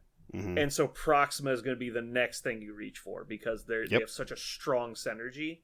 So that's really rough for them because you're already 7 points in, probably 8 because of the Reality Stone. And then you're more than likely you started playing Black Order because you want to play Thanos. Admittedly, his leadership ability isn't required, but you still kind of want to play the whole point of the faction. Which means you're actually 14 points in, and then Thanos needs a stone or 2. So you're really 16 points in. Oh, wait, we need to buy Black Dwarf. We can't. Mm. Like, that's how every list building goes for me. Is I'm like, man, I'm so excited to play Black Dwarf. And then like, well, I'm already 16 points in, so that's not happening. Like, and then you're just screwed. I hear you. I feel like... So do you think he's lower than a 4? Because he's even hard to play in Black Order? No, because remember, we're not rating him in the faction Black Order. We're rating him as a character overall. Then that's, and I think right. I actually really like him. I actually really like him in the Black Order, but I do too. But you have to give up stuff to play him. It's just unfortunate. I think I would probably rate him as a brute in the game. That's 4 points. Probably a 5. I think he's good. He's competitive. He's not going to shove people in your faction out necessarily, but he will fill a different hole than other brutes will. Because he's just so consistent. He has a large enough health pool to absorb dice variance. He has hard enough hitting attacks that he'll be advantageous to throw into pretty much any faction. Like, no one's gonna be like, oh, but he doesn't do X. Like, he does everything. He just doesn't do it to the point where he's exceptional. Actually, I would say he just doesn't do it proactively. Like, he has to have help with power or help with movement, or he has to get damaged before he starts doing you say that, but like stuff. Movement short on a huge base really isn't that slow. Like, he's about as fast as a medium speed small base. Well, I'm sorry. With again, proactively, he's going to be. But a lot of medium speed characters with a small base also have some other movementy thing, right? And he doesn't. So it's all about, or their faction has something to help them. I'm not saying, again, he's not bad. I don't know if he has a 50%er though. I want to say he's a 40%er because I don't know, and maybe I'm wrong. Maybe there's somebody listening right now who's like, I put Black Dwarf in every list, and every time I put him in, he does his job. He's great. And you're not wrong, Brandon. Like, man, what a great version of a 4-point character to do exactly what he does. But I don't see people ever reaching for him. Actually, here's another reason why I think he's a 4. I'll put it out there. He's kind of dull. Like, he's not Fuck very. You. He's not. No, I mean, he's kind of unexciting. He's a big bricky character, right? He's the largest model in the game, and he has a big axe. How is that dull? What I mean by, in terms of play style, he doesn't have a lot of character. Hell, he doesn't have a lot of character in the comic books. He's just guy who hits things for Thanos. That's what he is. That's the only dimension he has. So, like, just in the comics, throw defense dice out the window and just picture, my goal is to kill a character that has 14 hit points and DR, and just picture in your head how many times someone's gonna have to roll 5 dice against them to kill them. Like without an exceptional damage dealer, this guy just isn't gonna die. Like, I think he's died in exactly 1 game that I've played, and like, it's because they had me outnumbered like 3-1. Okay, he's not proactive, and he's in the Black Order, which struggles to fit in the Black Order because he's the least dynamic Black Order character. That's not fair. He is. He's not the least dynamic. Okay, he might be the least dynamic Black Order character, but it's not why he doesn't fit into lists. He doesn't fit into lists because there's 3 required characters to take that cost an average of 4.5 points. And I'm saying, before you get to him, that has nothing to do with him. And just because the other 3 characters ahead of him are fucking bonkers, I get it, doesn't mean he's bad. I know. Okay. I think he's a rating 4 character, and it is the weirdest travesty in the game because he's in this really awkward place in his faction. He's this really awkward place in the game. It's the weirdest. It's the weird. If we're gonna rate him in terms of just pure math and what you get out of a 4-point character, he's stellar. He belongs at a 7 or an 8. But if you're talking about how often am I going to see him on the table, hell, even in his freaking faction, I think it's a 4. Like, I think it's a 4. I don't think that's necessarily rating. Okay, I think the disconnect we have here is that we picture the rating differently. Like, just because someone's rated or isn't going to get played necessarily a lot doesn't mean they're rated poorly. But I do think that rating is a indicator of the likelihood. It is, but in this specific situation, we've identified the reason he doesn't get played. And it has nothing to do with what's on his card. Yes. It's because you're effectively required to take 3 other characters before he sees play. Boom, 4. But that has nothing to do with this character's rating. Okay, so if we're rating this character, I think because it's a 4 because he is this character. He's in the Black Order. He has this thing. He's not anything else. If they put him in the Avengers, he becomes a 7 instantly because man, he's so good at what he does. But he's not. He's a 4, I think. If Crossbones was this, he'd get played in every list. If Crossbones was this. If Crossbones had Black Dwarf's card, he'd be played 100% of the time. Not in every list. He'd be playing Cabal, but I don't think he'd be playing. No, he'd be playing Black Order. They'd find a way. Find a way. It's like, oh, this guy punches so hard. Here's the thing. I think. Okay, hold on. I think I understand what you're saying. I think you've made your point. I think I've mostly made my point. I want to hear what Jeremy says. Yeah, Jeremy, go. Use your logic to explain to this fucking idiot why he's wrong. And use your sympathetic mind to understand why this guy is just a 4. Well, I think it's a real problem when he's a part of a faction that no one wants to put him in because he can't afford it. You son of a bitch! I also think that as a 4-costed character, oh my god, there's a pile of amazingly cool, fun 4-costed characters in every other thing. I'm going to say a 4, and I don't care if you sleep at night or not. I will not abide this. I cannot. Is your point system? There is no fucking way this character is a 4. I vote 8 just to offset your stupid ratings. Listeners, just so you know, he invited us here. You motherfuckers. How can you say this character is a 4? Because he's in this points, game. I would never put him in a fucking list. But it has nothing to do with the Black Order. Like, even if, like, I understand that you guys have, like, the concept of, like, that how often he's going to get played, but the fact that how often people play a model does not contribute directly to its effectiveness, right? Well, it's not. The problem is Black Order is such a niche faction, and, like, okay, maybe I'm wrong, and on the global scale, lots of people play Black Order. But I'm the only person I've seen play Black Order other than Jason, who was literally for 2 games. I think he quit MCP because of it. Like, he could not handle it. And so, like, I don't understand that, like, because people don't put it on the table, people have this bad opinion of it. And, like Parker, for example, you have never played with Black Order, and you're saying that he's never going to get played in Black Order. But, like, I can tell you, as a Black Order player, I feel a deep cut every time I don't get this model on the table. And usually after the game starts, I'm like, man, I should have taken Black Dwarf. This would have been way better. Because the problem is my faction fucking dies way too fast. Probably should have taken Venom. I am totally fine with Black Dwarf. Is so much harder to kill than Venom. I am totally fine with Black Dwarf being the best 4-point rating that we have on this list. I am totally fine with that. I can see. I'm not trying to troll you. I feel like you guys are just fucking with me. I'm not.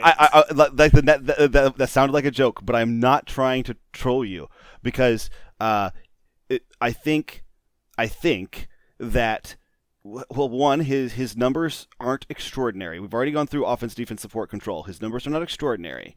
He doesn't stand out, and so he sits down almost every time. And you're right. Every time you put him on the table to do that thing, he's going to do that thing. And maybe in a year, when we're all playing games, all of a sudden everybody discovers Black Dwarf, and my gosh, did you guys know that this Black Dwarf character is just the most obstinate, strongest dude for 4 points? I'm not saying that that he is bad, but I think he is the best 4 he is the best 4 rating that's going to go on this list. I'm looking at the whole list right now. I'm looking at every character. I'm like, I don't know who else I'm going to give a 4 on this list that's Parker. as good as him. I have an argument to sway you. Okay. Parker, we rated Thor a 5 out of 10 overall rating. Yes. Thor does not hit as hard as Black Dwarf. Thor is easier to kill than Black Dwarf. And Thor has the same amount of board control as Black Dwarf. Not according to our rating. We gave Thor. Well, that's because he does shock, but that's whatever. Like, that's not a big deal. Well, like, it is a thing because fuck you, Parker. He does stagger. We didn't talk about the stagger. He should be a 5 anyway.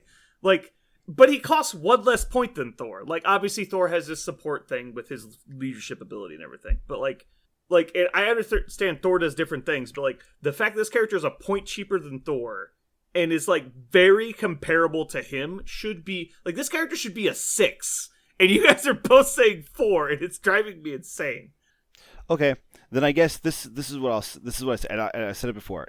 I would be totally willing to give this guy a freaking 7 if this game had no factions and it had no other characters and the only character was Black Dwarf.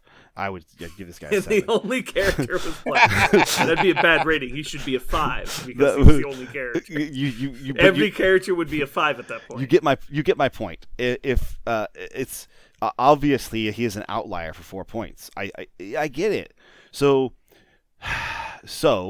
he's a really amazing rating 4 character, and I don't know what else to say. I wish there was some way to give him a rating that was better than this. But Thor, I don't think there is. Thor is the leader. I still don't understand the reason you're giving him a 4.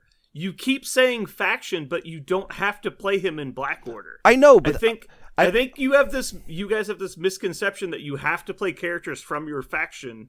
There's very seldom that even matters at all. But it's almost exclusively faction tactics cards. Yes, and I get that. But let's pretend I'm playing Criminal Syndicate, and I'm looking at 4-point characters to put into my roster. Am I going to take out a possible Cabal hybrid card or a Doc Ock to pair with my Green Goblin to activate that tactic? Is Black Dwarf, with his just being a bland black rock, right? Is that going to compete with all of the other fantastic choices in this game when I'm filling out any other roster? And the answer is I don't think so, because he's 4 points, not 3 or 2. When you get down to 3 or 2, now you're talking about like splashing in other characters because you can. You want to double up on certain roles, and so Rocket for 2 points, you can afford to have him in your roster because you can drop him onto a list and know he's going to do that job. Black Dwarf, yes, he's going to do a job, but you're going to have such a specific need for exactly Black Dwarf, and it's going to have to override your willingness to allow your roster to be cross-faction, to allow your roster to stop using team tactics cards that require 2 characters or more, to any card that says you have to be a member of that faction in order to activate it. And so Black Dwarf's not going to take advantage of any of that stuff. So I think he's a 4. He's the best 4 in the game. My God, is he a great 4? But I think he's a 4. I'm going to put down 4, and I'm literally putting an asterisk in the database. Sure. I am totally fine with everyone in the world knowing that Black Dwarf is a sleeper, amazing character, and everyone should know. I literally don't understand your reasoning. Like I hear the words you're saying, but I don't think there's actually situations that occur in those examples. I think one day what we need to do... the most important thing that he doesn't get is, Avengers Assemble. That's the only thing I can think of that would actually keep him from getting into a faction. I feel... Here's one of the... I would love... we've talked about this before, is when the game gets big enough, maybe it's already big enough, maybe Black Dwarf is a good sign of this, is that we need to build an unaffiliated list where it's just the best characters for the points of the game. Just pure efficiency, go. And Black Dwarf makes that list every freaking time, in my personal opinion. So if that's how we're doing overall ratings, then he can't be a 4. But if we're doing overall ratings based upon the way the game is played right now, and the way people are playing it, the way I prefer to play it, then I'm going to give him a 4, and with a big ass asterisk. Best 4 rating character in the game, for sure. I just disagree with why you're giving him a 4. I understand why you're doing it. I just don't think that's an important thing. And so I'm putting down the 4 because apparently Jeremy agrees with you and not with me. We're going to move on because I could literally argue about this for hours, and we need to move on. We're podcasting right now, so we should definitely do that. Mm-hmm. Let's go. So I'm excited. Cool. I have never been more upset with you in my entire life. That's not true. He's been way more upset before. Nope. Who's next? We're gonna go with... I don't even know. Let's just get the Ebony Maw out of the way so we can just rate him all 1s across the board. Oh my God. I mean, at the rate you guys are rating, this is obviously there's no point. We're just gonna rate these guys all 1s because the best character in the faction just got rated. All right. All right. For 1. Let's go. Ebony Maw offense. Parker, go. Since you know everything about Black Order, go.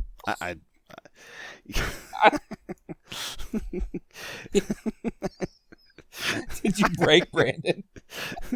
No, I'm just mad. Like, I feel like you guys are just being intentionally ignorant.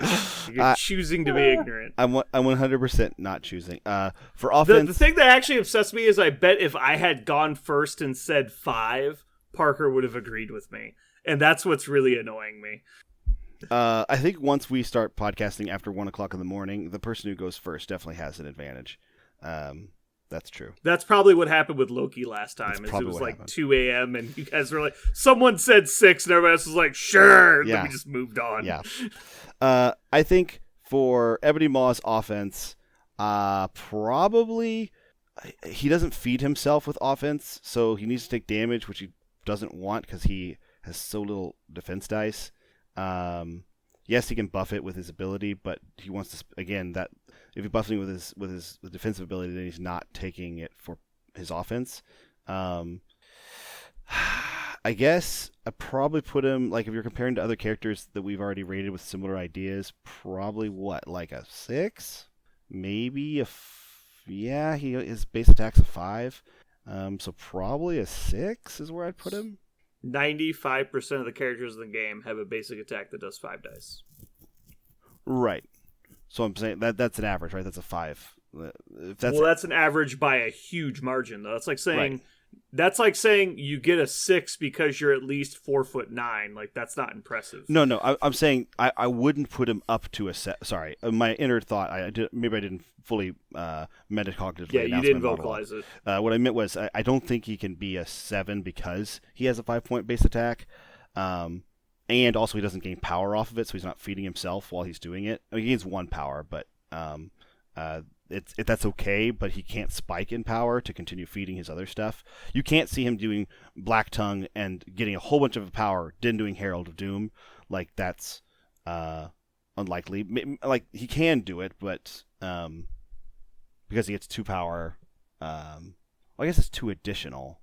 So it is. Yeah, he has 3. He gets turn. 3 power base. So I guess he does. Then, I guess he hits Black Tongue, and he automatically gets it. So I guess he actually does do Black Tongue and Herald of Doom every turn if he doesn't do anything else. Oh, that's different. So maybe he is a 7. Well, okay. So Parker says 7, which just shows how he knows nothing about this character or any other character in Black Order. But I forgot. So, I thought it was 2 base. I didn't know it was 2 additional. So he starts with 3. Yeah, he gets 3 base. Yeah. Yeah. But so jumping in here. I completely disagree with your opinion, mostly because he literally cannot afford it, even though the numbers add up. So, like, if you started your turn within range 4 of someone, you get 3 power, use Black Tongue, get a 4th, spend 4 on Herald of Doom. If you do that, he will just die because he has no other defense. Mm-hmm. Also, a lot of his actual kit comes from being able to use his throw. And so being able to throw stuff into people at range long is really important for what he does on the battlefield. The problem being that you'll almost never get to set up within range 4 of someone and get to activate with 4 power. Because you're going to start the turn with 3, and if you're starting within range 4 of an enemy, generally speaking, he's not activating first, even if you want to, because you need to activate Corvus and Proxima first, which is the same problem that you run into with Black Dwarf. And so you're never going to actually activate him first, which means he's going to usually end up burning power to defend himself with his mind over matter, because he can't roll 2 defense dice with like 11 hit points. He's just going to get blown up. Right. Especially as a 5 or 6 or 7 point character, because you take the Minder of the Space Stone. Right. And what will happen is, you're not going to have, even though the math adds up, the only way you're going to get to actually do it is if you activate first and are starting within range 4 of somebody, which generally means you're going to die very fast. He can put out a lot of mystic damage, which is nice, but he has no dice mods, and so like the 5 dice basic attack, even though it's a good damage type, is really just about average because he doesn't gain full power from it like a strike. And so that's I think the biggest weakness of him is that he needs so much power to use his kit, and he doesn't actually gain that much.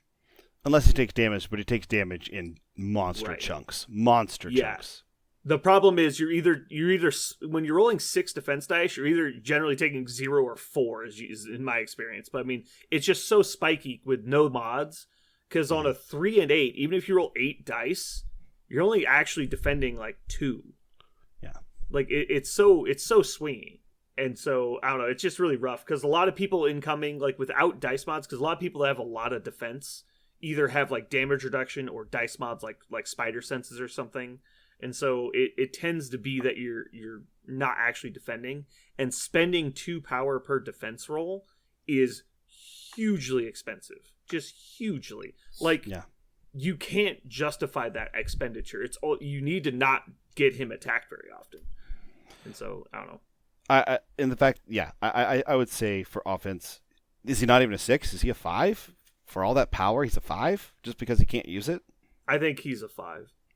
Because he can't use Herald of Doom that often, which does put him over the edge. Like rolling 8 dice, but it's the same problem Black Dwarf has. His attack's only 1 more range than Black Dwarf. It throws size 2 people instead of staggering anyone. And so it's like its offense is only slightly. It's actually, I would argue, almost slightly worse than Black Dwarf's offense, but it's about the same because it's mystic damage. Like, he loses a die on his basic attack, but he doesn't gain enough power off of his strike to use his Herald of Doom attack, and he uses all of his power elsewhere. I don't know. I think he's a 5, and I've only played 2 games with him, so I could be wrong. But in every situation I've run into, he either needs to move into position every turn, so he can only Black Tongue because he literally can't afford the Herald of Doom. And so what will happen is you'll start your turn, you won't be within range, so you'll have to move and then do a Black Tongue, which means you're throwing 5 dice.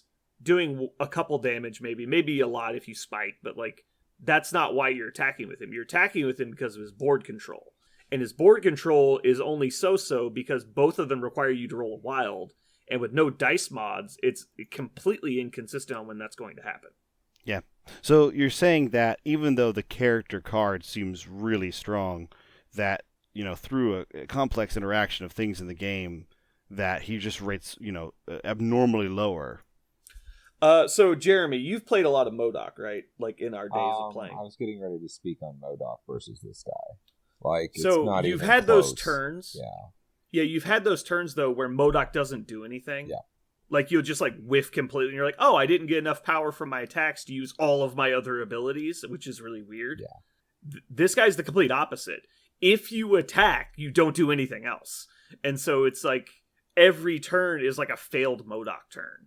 It's like, oh, I move up and I use my abilities, but nothing really happened. And so I throw something at you because you took like 2 damage from my attack.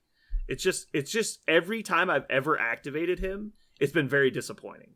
I mean, yeah, I just can't even. Okay, so MODOK is the same points, and MODOK can get 5 straight up damage attacks on you pretty easily. This guy can only at most get 3. And he's got a handful of weird shit that can happen.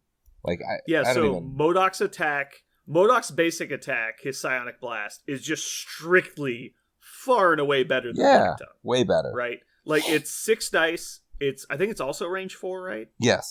It's really long. Also range 4, cost 0, except instead of Sinister Influence, it has Sap Power, which, they're very different. Like, one is board control, one was power gain. But he also gains power for damage dealt, which is strictly better than doing just flat gaining 1, especially on a 6 dice attack.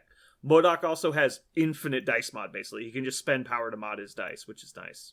And his big attack is better than Herald of Doom, because it generates 2 attacks, and it's a different damage type. Because if you have someone weak to Mystic, 8 dice isn't the answer. Like, it never is the answer, because 8 dice is just trying to overcome defense. As where you shouldn't be using your Mystic attacks on someone strong against Mystic. You need multiple damage types to spread out your options. And so your only option if you run into a high Mystic defense person is to throw something at them, which is almost never going to kill someone straight up, right? Like, even a size 4 piece terrain, throwing like 5 damage at somebody, they're going to defend against it. It's not going to kill them, and then they're just going to fucking kill you back because you spent all your goddamn power. Like, I don't know. It just seems like a failure, like, at every point. He wants to do everything, but he can only accomplish, like, one of the 3 things he wants to do. And if he does anything, absolutely, yeah, he can't use his ability that allows him to survive. Mm-hmm. So yeah, I don't like him when it comes to that at all. So I'll give him a 5. Yeah, I think 5 might even be high, but because he has a rare damage type, I think 5 is okay. I guess, yeah, you give him a 5 if nobody touches him. They just let you do. Well, I mean, just let him just being able to throw size 4 terrain is a big deal, and he can do it every turn as long as nobody like stuns him or anything. But that's another thing. Not only being vulnerable to multiple good damage types, he's also low hit points and vulnerable to like every debuff. Like he's vulnerable to stun, he's vulnerable to poison, he's vulnerable to incinerate. He's vulnerable to slow, kind of, like not hugely, but like slow is definitely the least thing on his list. But he takes so much damage or anything because he has no action economy. If he gets bled and he has to shake bleed, like you're losing an attack, he's already doing subpar damage for someone who apparently is supposed to do damage. Like it's just really. I mean, the only thing here that he has that's kind of cool, and he can reach out and touch you, is that his telekinesis powerhouse. I mean. Throwing something long and throwing something that's huge long is really crazy, but again... So it's exactly MODOK's ability, except it goes up to size 4. Yeah. Which is nice, but I think it also costs 1 more. Doesn't MODOK's cost 2? Yeah, MODOK's is 2. Yeah. So you're spending 1 more power to get size 4. Like, when you get to throw the size 4 piece of terrain, I'll say it's definitely worth the 3 fucking power. Like, 100%. Yeah. But it's not worth a 5-point character being the main thing he does. No. Herald of Doom just costs too much power. Like, if Herald of Doom costs 2, and I think that's extreme, but, like, I think he's worth 5 points. Because you could actually scare people with him. I'm kind of surprised that he's 5 points. I mean, because you want a gem, that would bring him into 5. It's kind of, yeah. Yeah, because I've played him with the Mind Stone, I've played him without the Mind Stone. Both games use very underwhelming. With the Mind Stone sounds good because he's generating 4 power a turn, and he has the ability to move people without rolling a wild, which sounds great till you realize it's just another way to spend 2 power every turn, and then it doesn't work again. Like, you just run out of power again, even though you have more power. It's weird. It's like, okay, I get 4, I move up, I spend 2 to move you off the point, and then I shoot you, I'm back up to 3, I can't fucking do anything or I'll die. Like, you spend the 3 to do Powerhouse, you die, you can't afford to do Herald of Doom, and it's just like, like, I don't know. I guess I save 3 and try not to die? And then you fucking take, like, a bunch of damage anyway, because 6 defense dice with no mods is only okay. Yeah, I agree. Like Captain America feels great when he rolls 6 dice, but that's because he's not rolling 2 without spending it, right? Like, if he was rolling 2 initially, you'd be like, this character sucks, like, because you can't always afford to do it. So as defense, what are you guys feeling? He has average hit points for the game at 11, but he's a 5-point character, and most 5-point characters have like 12 or 14. Yeah, I was gonna say I would put him. Maybe he has the ability to spend power that he doesn't get very well, that he wants to spend on his abilities that he can't do. So I would say for defense, it's maybe a 3. I know this seems horrible because he can get 6 defense dice, but it costs 2 power. That's awful. I think he's maybe a 3. I would see a 2. I mean, I would say 2 or 3, but I'm imagining a black dwarf standing near. I'm like, he needs to take it. Don't make him take it. Yeah, I think I would say 3 as well. So if someone's 3s across the board with 11 hit points, I say they're like a 3, with no other defensive rules. So he's worse than that, but gets to go up to 6 dice sometimes. Generally, the times you'll get attacked, or you're going to get it until you either take a bunch of damage or stop taking damage. Because if you actually successfully use it and take no damage, that just means you have no power to use it again. And then so you take damage the next time. And so it sounds better than it is in practice. I don't know. I might say 2 as well, actually, now that I think about it. He can use it on dodge rolls, which is nice. But, like, in my game, I used it every time I got attacked but 1, and he died to, like, 4 attacks. 4 total attacks, and I was rolling 6 defense dice the whole time. And it wasn't, like, crazy rolls. Just, like, you do the math on a 3 and 8 on 6 dice, and you're like, oh, yeah, that's actually not that much. Like, 6 dice to 2 dice, you're only gaining, like, 1.3 defense. Like, you still take damage. Yeah. It's not like you're immune for those attacks. You just take slightly less. Without mods, it really is, expensive and not great. I'm going to ignore the fact that he's a 5-point character and say he's a 3. Like, 11 hit points, he's averaging about 4 dice per defense roll, but he can't really keep going. I don't know. It's hard because his defense is so abstract. Because it's so power hungry for him to defend against it, I'm gonna say 2 actually. Because the fact of him surviving, like using his defense abilities, actually makes him not function as a character. I'm gonna say 2. Yeah, we can move on. Jared. Yeah, he's good out of 2. You got to say a number, Jared. I did. I said a 3, and then you said a 2. When? Okay. Parker, what was your number? You said 2 numbers. I said 3. Okay, I'm putting him at a 3. All right. Support. He actually has no support. Yeah. Space Stone potentially, but you're never gonna take a 7-point Maw. Like, oh, it's so gross to even think about. Because he's also gonna have to spend 2 power to activate it. Like, oh my god, that'd be terrible. Mm-hmm. The Space Stone Maw to gain a support might be the worst Maw. Yeah. Space Maw is worse. I'm gonna put a 1. Yeah, I'm gonna put a 1. If you guys want to argue with me, that's fine. No, absolutely not. It's pretty bad. Okay. Control. His bread and butter. This is actually should be his probably best stat. His basic attack on a while gets to advance any character short in any direction, which is pretty nice. Herald of Doom, if his 4-cost attack ever happens, he can, on a wild, throw a size 2 character or less short in any direction. And he can take the Mind Stone. Ugh. Both of his movement abilities require wilds, which admittedly a Herald of Doom 8 dice is fairly consistent, but obviously not guaranteed. And when you throw 4 power at something and miss the wild, my god, it feels fucking terrible. And also only throw size 2 people, like you can't even get big guys. So you basically are going to be throwing 5 dice, which is slightly better than a coin flip. I still go back to MODOK. MODOK is way better than he is at it. Yeah, I mean, as a 5-point mystic attacker who is a controller, he is pretty far down the list, which is saying a lot. Like, even just controllers in general.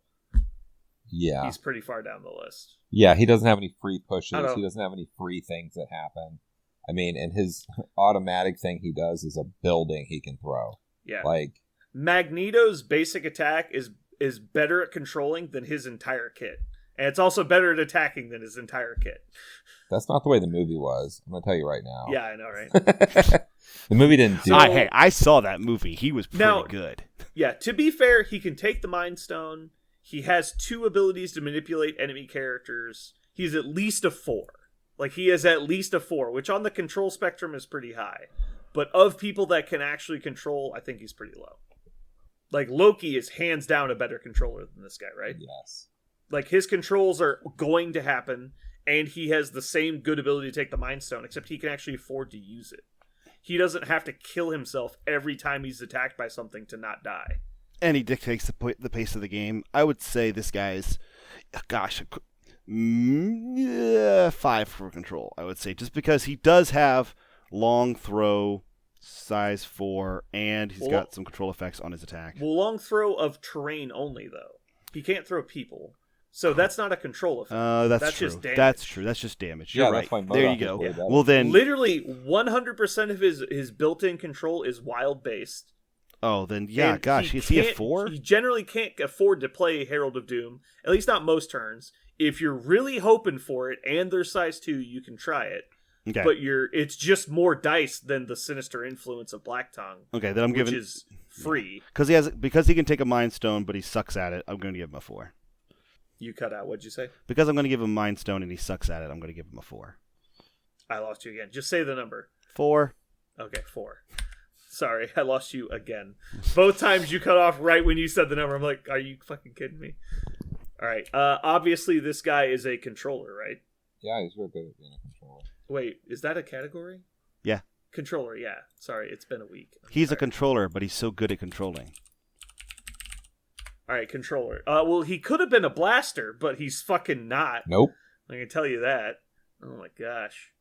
If he had 2 damage types, it'd be not as suffering. If he had a cheaper big attack, it'd be not as bad. If he had, if it wasn't 5 points, ugh. Yeah, like MODOK is better than him at every single point. He has 3 more hit points, all on the healthy side.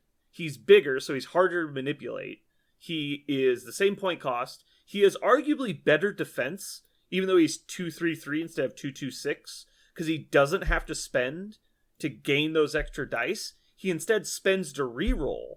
And so you get to see the dice before you spend the power, and you can mod them. Like there's so many things. He has multiple damage types. He gains more power. He just has a built-in Mind Stone. Like, oh my god, like he doesn't gain the 3 power initially. So here's the. But other than that, he's strictly better at every other single point. Yeah. So here's the question: other than Black Order, does Ebony Maw hit the table? No. He doesn't hit the table in Black Order. Is what I'm saying.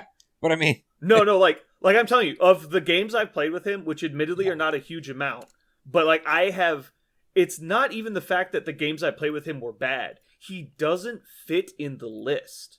Like, you guys were saying how Black Dwarf doesn't fit in the list, which is why I was so annoyed. This guy literally does not fit in the list. Build a Black Order roster that has Ebony Maw and Thanos in it. It's fucking impossible. Yeah, I tried for like 48 hours straight. I know. I like the model so much, and I like the backstory of the character so much. I was like, I got to do this, and I painted him. Spent like 10 hours painting this guy, and I got him on the table. I'm like, this guy sucks. Like, it's really unfortunate. That sucks. And I mean, it's really hard because clearly, looking at his ability on this card, he has potential, right? Like, these things could all go well, and he could be awesome. But it's so hard to get everything to work. You basically have to get your opponent to ignore you to get any of these to work. Because if they just attack you, you have to just accept what they're doing or spend your entire load trying to not die. And then all of a sudden, you're fucking worthless again because your basic attack is only okay. And it's primarily dependent on you rolling a wild because that's the goal of what he does. I mean, you're always going to have games where your opponent will just die to 5 dice attacks. Like, that's going to happen eventually if you just roll it enough times. But you could do that with anybody. You can do that with Hawkeye. Hawkeye has a bigger range. And he gets to choose his damage type. It costs 2 less points. Like, I don't know. I think this guy's at least a 2, probably lower. He might even be a 1. I don't know when this guy sees play. I am very willing to give this guy a 1 to teach him a lesson. I want him to learn. Why? You know what? A 1 would. Can we move him up to a 2 and then also push Black Dwarf to a 5? No. No. Because when you build a Black Order list, you want Black Dwarf in your list. Like, you wish he was there every time, and you feel it when he's not. Ebony Maw, you feel this weight lifted off your shoulders when he's not in your list. Would you say it's telekinetically lifted off your shoulders? Because no, I would not say that. He does that. I would definitely not say that. In fact, anyone who did say that, I would say was an idiot. It's actually funny, Brandon. Way earlier in this conversation, I asked you, so you're saying that he on paper looks like he should be doing this, but when you actually, fit him into the complicated game, that he doesn't seem to perform at all. I was getting to the point of that. I think that makes Black Dwarf still a 4 because, again, on paper, he should be doing everything he does. I think Ebony Maw is one more terrifying degree beyond that, which is not only is it bad in the game, but it's also bad on the table. Like, you can't get it to work. It doesn't work. It does not compute. Dividing by 0. Give him a 1. That's my personal opinion. But Jeremy, are you dead? Jeremy's asleep. That was him rolling over. Jeremy! Yes. What? What is your rating? You just went away. What happened? I had to use the restroom. You didn't say anything. Because you guys were fucking rambling. He just left. I just left. Didn't say a word. Oh my god. He's a 1. I thought we decided. He's fucking 1. He sucks. All right. So, I think he's actually way more likely to get played in another faction than in Black Order, because there is no way he gets played in Black Order. And MODOK's in Cabal, which is the first faction I would reach for, because just like Hela, like, he's got a ranged Mystic attack that's not the worst. I'm trying to think of a way to give him dice mods. I can't think of any. He's just so goddamn expensive. Because he's not a Cabal member, so he can't use Dark Rain. God, yeah, he's a 1. He's a meme. Is he the worst character in the game? Yeah. Seriously, looking at his shit stats and all this stuff, he very well might be. He's way too expensive. His powers are way too expensive. Everything he does is random. The only thing he can do that's halfway decent is throw a building. No, there's one thing he does that isn't random. Power generation. He's guaranteed to have a set amount of power. The problem is it's not enough. That's the problem. Of all things he does that is random, he doesn't gain a random amount of power, which is like the biggest annoyance for me. Because if he had the chance for that magic turn where he just starts blowing people up and keeps fueling the fire and keeps going and going, that would be cool. But he can't. He literally can't do that. I just went over the entire game real fast with an eye scan, and he is definitely the 1. Okay, fine. I'm putting a 1. We found the bottom. I feel like Pagani is going to message me after this podcast. But we plumb the depths. Hey, I don't think he's like I don't. How? Okay. The funny thing is, like, I put him on the table. Yeah. I put him on the table thinking he was going to be good. Yeah. So that's a sign as to how close to good he is. He just misses at like every corner. Yeah. It's like when you bet on a horse and the horse like gets distracted by like a carrot on the ground or something. And you're like, God damn it! Like you just ran that we had a chance, but like he never even tried. I think this is more like you bet on a horse because its name is Cheetah, and then he comes out and it's a fucking yellow cat, and you're like, God damn it, that's a cat. Like, and then the cat only runs for like 5 feet and lays down and licks itself. Like that's what Corvus Glaive is. It sounds like it makes perfect sense. Moral of the story, cats are terrible horses. Cats are the worst horses. Just ask any horse. Okay, moving on. Let's get to Black Dwarf. Let's get to the good ones. Let's do Black Dwarf. Let's get to the good ones. Let's get to the easy ones. The ones that are just going to get us all hot and bothered here. We're going to come back to Black Dwarf though. Yeah, we can come back to him next week, I'm sure. Let's go ahead and get to the good ones. I want to talk about these. This is my favorite part is we've spent so much time on Black Dwarf and Ebony Maw because they are contentious characters. But then the other members of the Black Order are going to be so just like, yep, check, check, check, check, check. Give them that big old 10 rating. I love it. Let's come. Let's get it. Let's have it. Definitely not happening. Let's go. Okay, Proxima Midnight. My favorite wife in this game. My favorite character that has wife written on her card. Yeah. That is in Black Order and costs 3 points. So offense. Parker, I'm going to make you go first because you're bad at rating things. Hey, I can't be bad at rating things and making podcast names. I can't be bad at both. There's only one thing I can be bad at. Facts would disagree. I would say that Proxima at offense, I really like the place ability. I wouldn't really fall into like controller support. I really like her ability to move around really fast. She even does damage when she gets attacked. I think she is offenses are by far her strength. I think she starts at a 6 in the conversation, and I'm willing to think of her as a 7. I think she starts at a 6. I'm willing to think of her at a 7. I'm willing to. Let me see. You are so bad at rating things. Oh my god. Let me see what did we rate? We rated Valkyrie at an 8. I don't think she approaches Valkyrie, so maybe she's more of a 6.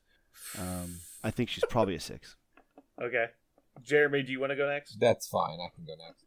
All right, so she has the basic stat, right? She's got a 5.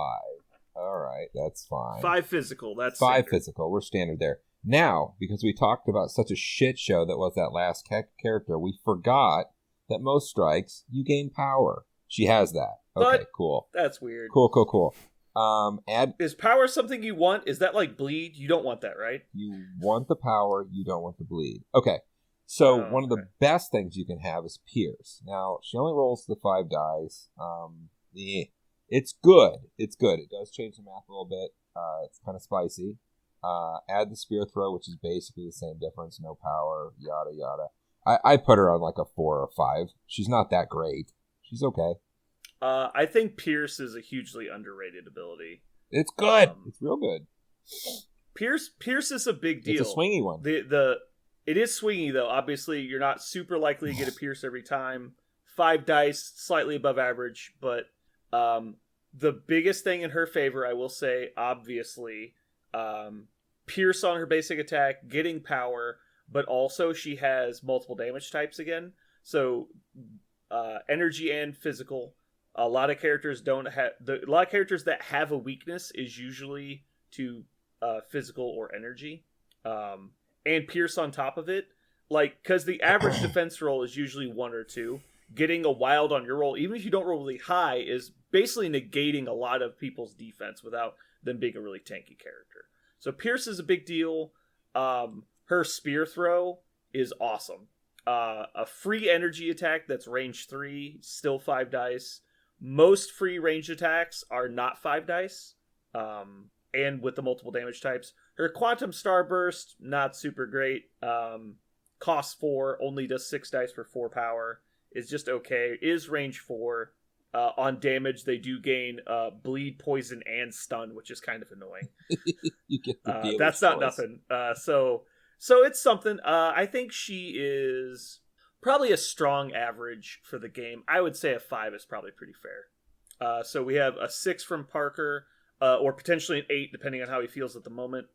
Jeremy, I don't think she's an 8. I think her speed long, her ability to move with the spear throw, like all the mobility things she has, means she's going to get to the place she wants to go to do the thing.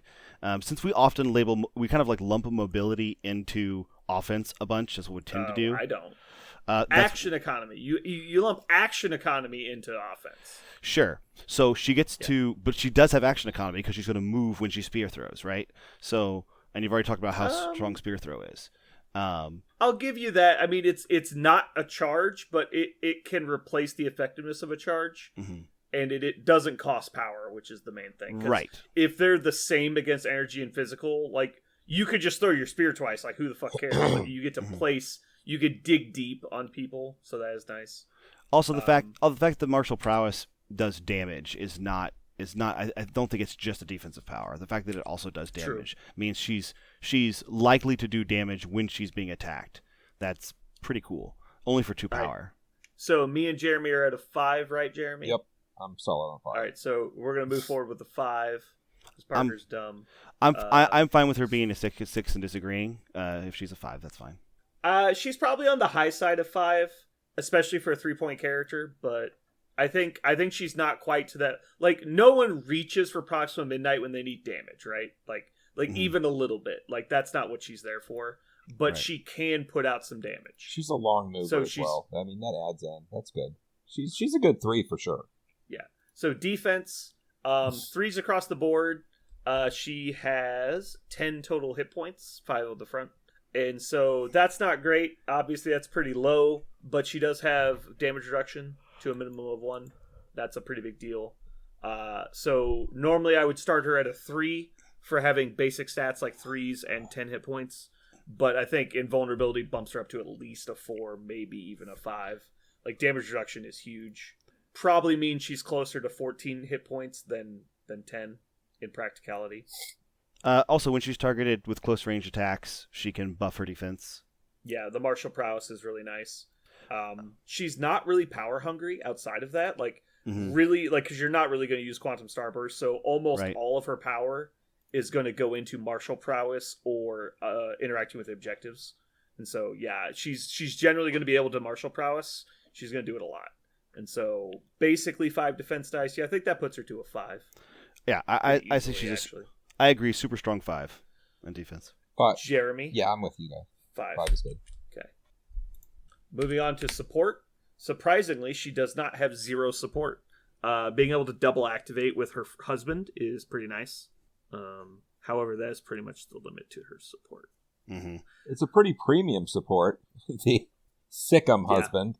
Like fucking double activating, like as we've seen, like, you know, Drop Off got banned and Follow Me cost 6. Like double activating is a really big deal.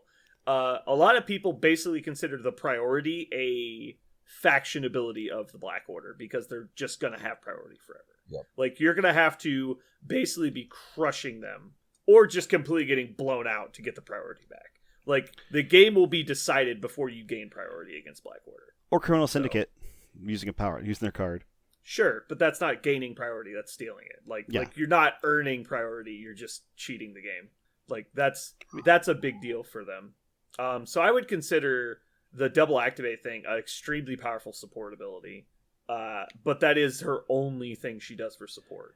And it kind of costs 4 to activate. I know that it costs 4, like, it costs not 4 power, but 4 threat, right? Like, you have to play another character in order for her support ability to go off, which is a silly tax whenever we get to Corvus Glaive. Well, I would say it costs 3 threat because Corvus is already in your list, but yeah.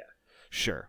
So it's a support ability, but it does cost. It's not that it's a 0 cost. Like, actually, I'll tell you exactly what it costs. It costs you 1 Black Dwarf. That's what it costs you. Yeah, there you go. So it's kind of like a 4. It costs you flexibility and things.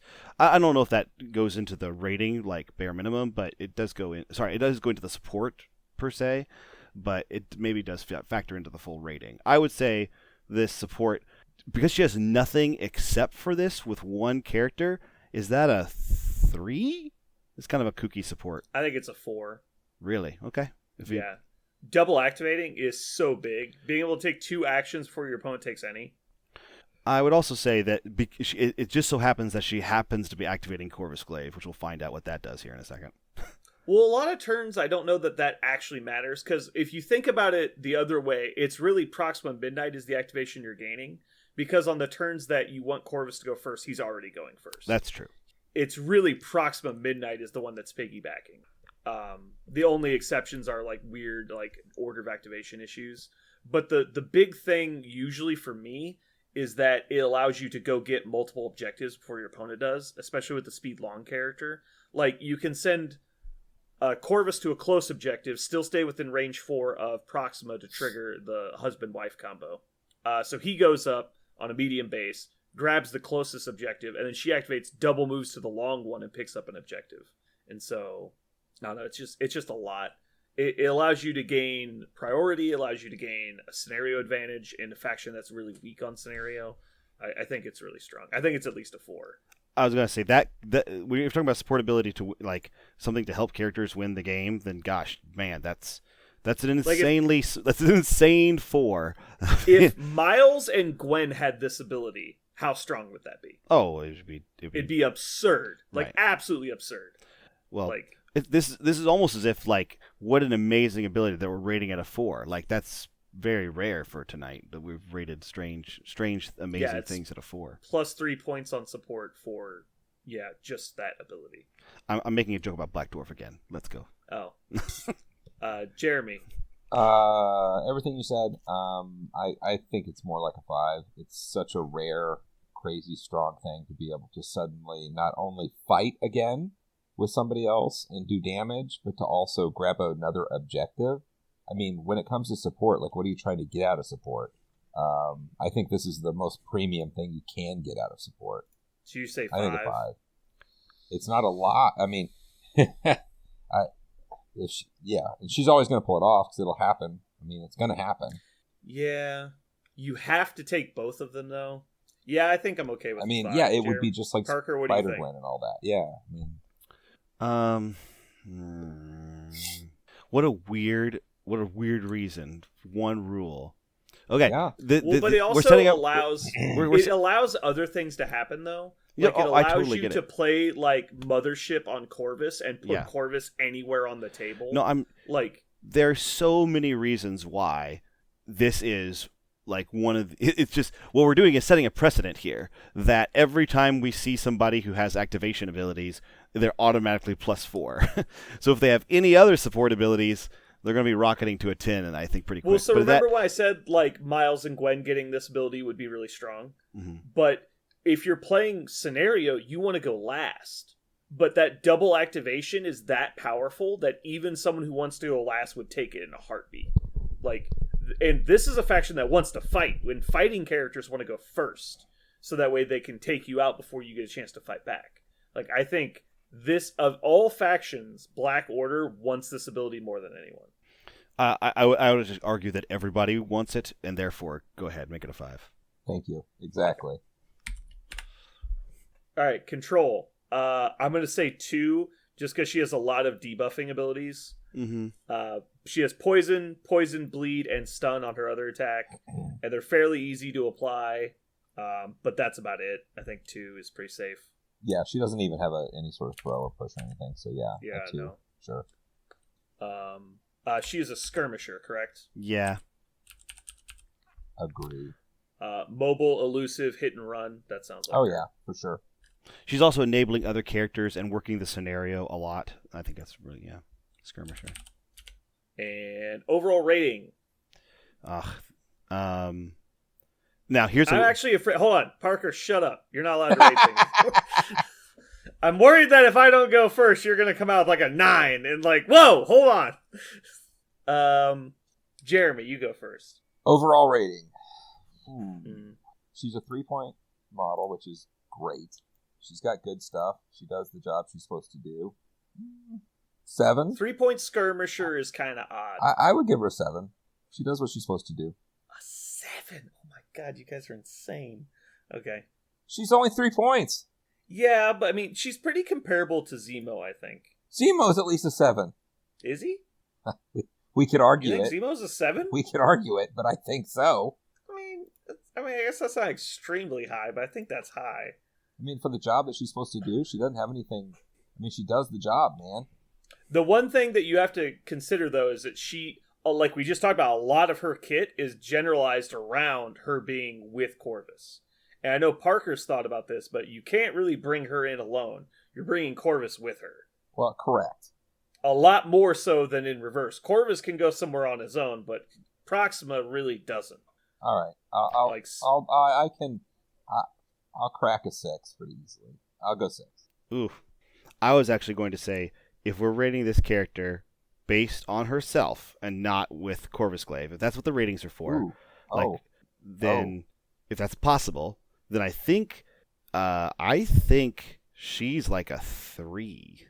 And the reason why I put her so low is, in terms of 3-point characters, like when you compare her to some of the other 3-point characters in the game that are skirmisher types, like 2 of the Spider Friends are much stronger skirmishers, like playing the objective and not doing incredible amounts of damage, but can dish some out. A lot of movement tech and strategies, and the ability to control other characters and manage that objective-based game. I feel like she is stronger than a lot of different characters in the game that fulfill a similar role at her points. However, that's where I put it for she's a 3. If you let us rate her, if we're willing to rate her with Corvus Glaive, I actually like her at a 6. I think she automatically doubles because she functionally doubles. She plays so much of a better game than any other pair. She's like a 3-point Infinity Stone. Like, you're just adding her on to Corvus Glaive because she's effectively not going to get played outside of that. Although, I think even outside of, like, playing her in a vacuum, I think she's better than a 3. I would go at least a 4, maybe even a 5. Really? We're staring. If you just covered up that one ability and erased her name and said new character coming out, you're like, oh, that looks like new Black Widow. Sure. Like, is she different? Like, how is she worse than new Black Widow? Like, they're different, but she hits a little bit harder than Black Widow does. She's actually more mobile than Black Widow, I think. She does have DR, which actually, I think DR by itself on a skirmishing character DR is ridiculous because probably puts her regardless, it's a minimum of 2 more hit points. I was kind of focusing on the because top if you're part of her taking, card. if you're getting shot like 1 shot front, 1 shot back, that's 2 extra hit points right there. It's a minimum of 2 extra hit points, unless you're taking 1 damage at a time. Then I'm 100%. Then I look kind of at the top of her card, not the bottom of her card. So, and martial prowess, like you said. I really like the martial prowess on this character. It's being used constantly because she doesn't need her power for really anything else. I love efficient characters. So I'll go ahead and put her at a 4, and she at least goes up to a 6 if we're allowed to talk about her and Corvus Glaive, I think. At least a 6. But, and In terms of it, I told you guys that for a while when Corvus Glaive and Proxima Midnight came out, there was a 7-point module that went into all of my lists. I took out 7 points from every list I had ever made and put in those 2 characters. That's how much I loved. Actually, I took out 3 slots sometimes and also put in the Reality Stone. So that's how much I love these 2 together and how highly I rate them. I don't even like giving her a 6 if we count Corvus Glaive. I think she's more like a 7 or an 8. I think 7 is a little high, but I think 6 is acceptable. So what are we doing? Are we doing non-Corvus Glaive rating or pro Corvus Glaive rating? Is this our first character that gets 2 ratings? No. Is she a 4 and a 6? No, we're not doing 2 ratings. I think I make a motion for 2 ratings from now on. Let's do it. Everybody gets 2 ratings, 1 with themselves and 1 with Corvus Glaive. Every character. I'm just expecting Parker to try and sell me on it by saying that Black Dwarf gets a 2nd rating. If Black Dwarf and Corvus Glaive are in the same list together, I think Black Dwarf gets better. I think we can improve his score. So every character that we've done so far that have been able to use a stone. So let's kind of draw some parallels here.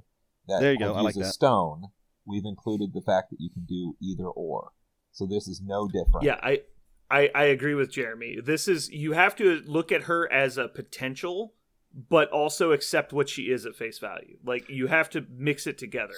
Like, every character is going to have situations when they're more likely to get taken, and that's usually when we're rating them. Like, when we rate Loki, we're rating him the 5 that we gave him because he can take the Infinity Stone, not because he could take it or could not take it. Like, we're reviewing potentials. There are games that I think Proxima Midnight should be a viable option solo as a mercenary in some lists. But those games, it's because you want a fast-moving, durable character, and that's all you care about.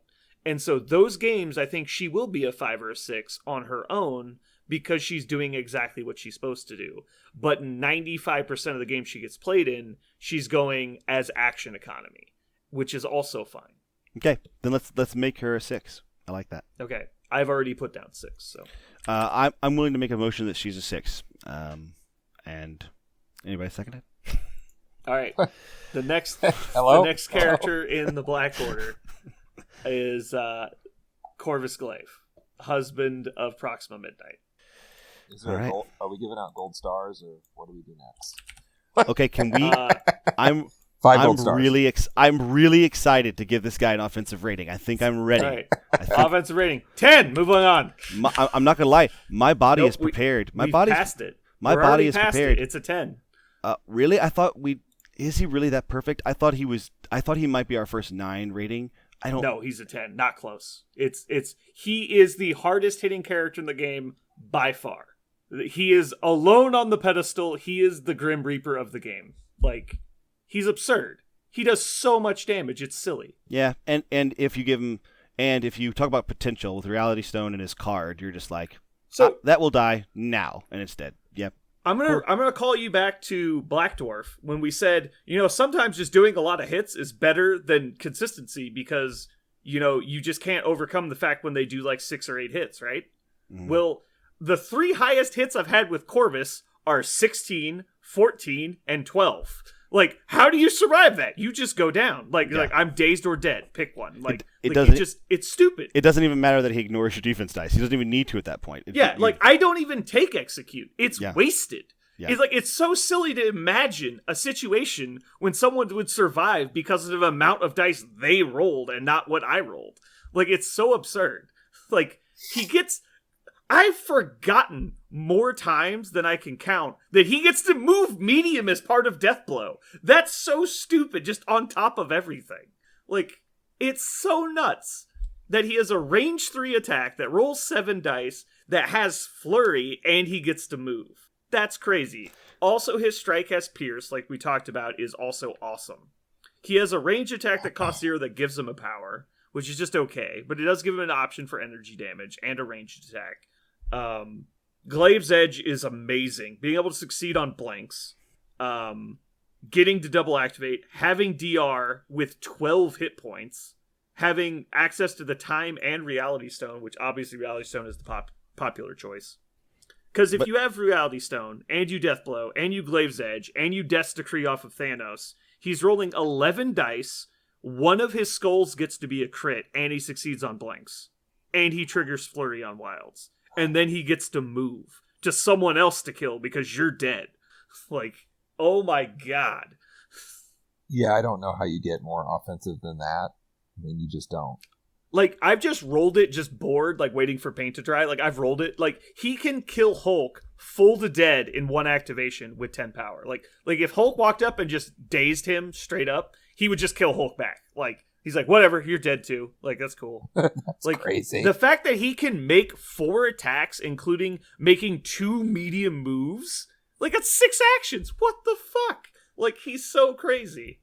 The only thing he doesn't have is dice mods. And if he ever gets them, you're dead. Like, not close.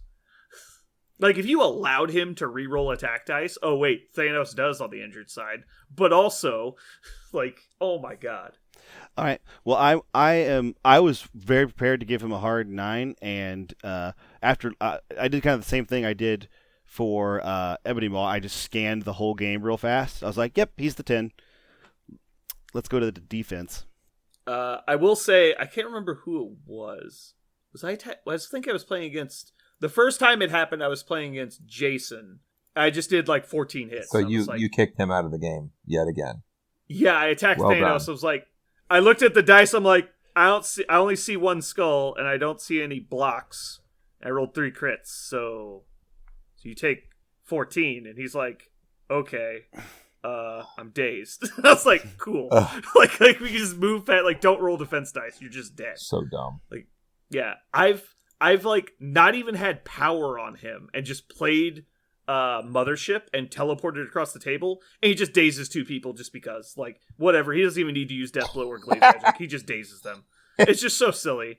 Or you do the first strike and you daze somebody because you do like 4 hits and pierce with the Reality Stone, and you're like, oh cool, I've got 4 power now. So I'll Death Blow, kill this other guy, get to move medium, and trigger Flurry. And you're like, okay. Yeah, that seems fine. He's just like head chopping people, moving around wherever he wants. So silly. And he's only 4 points. So yeah, that was a lot of... Well, he's going to be 5 points because Reality Stone's just so good on him. But and that is why he went in all my lists. When I read him, I was like, this is why he will go in. I've played him without the Reality Stone a ton of times, and he's still really good without it. But, with the Reality Stone, it's just way more consistent. So moving on, defense. This is actually kind of an interesting one. So he's 3s across the board, just like his wife. Has DR, just like his wife. However, he has 12 hit points instead of 10. So... And the Reality Stone. He's probably going to have the Reality Stone more often than not.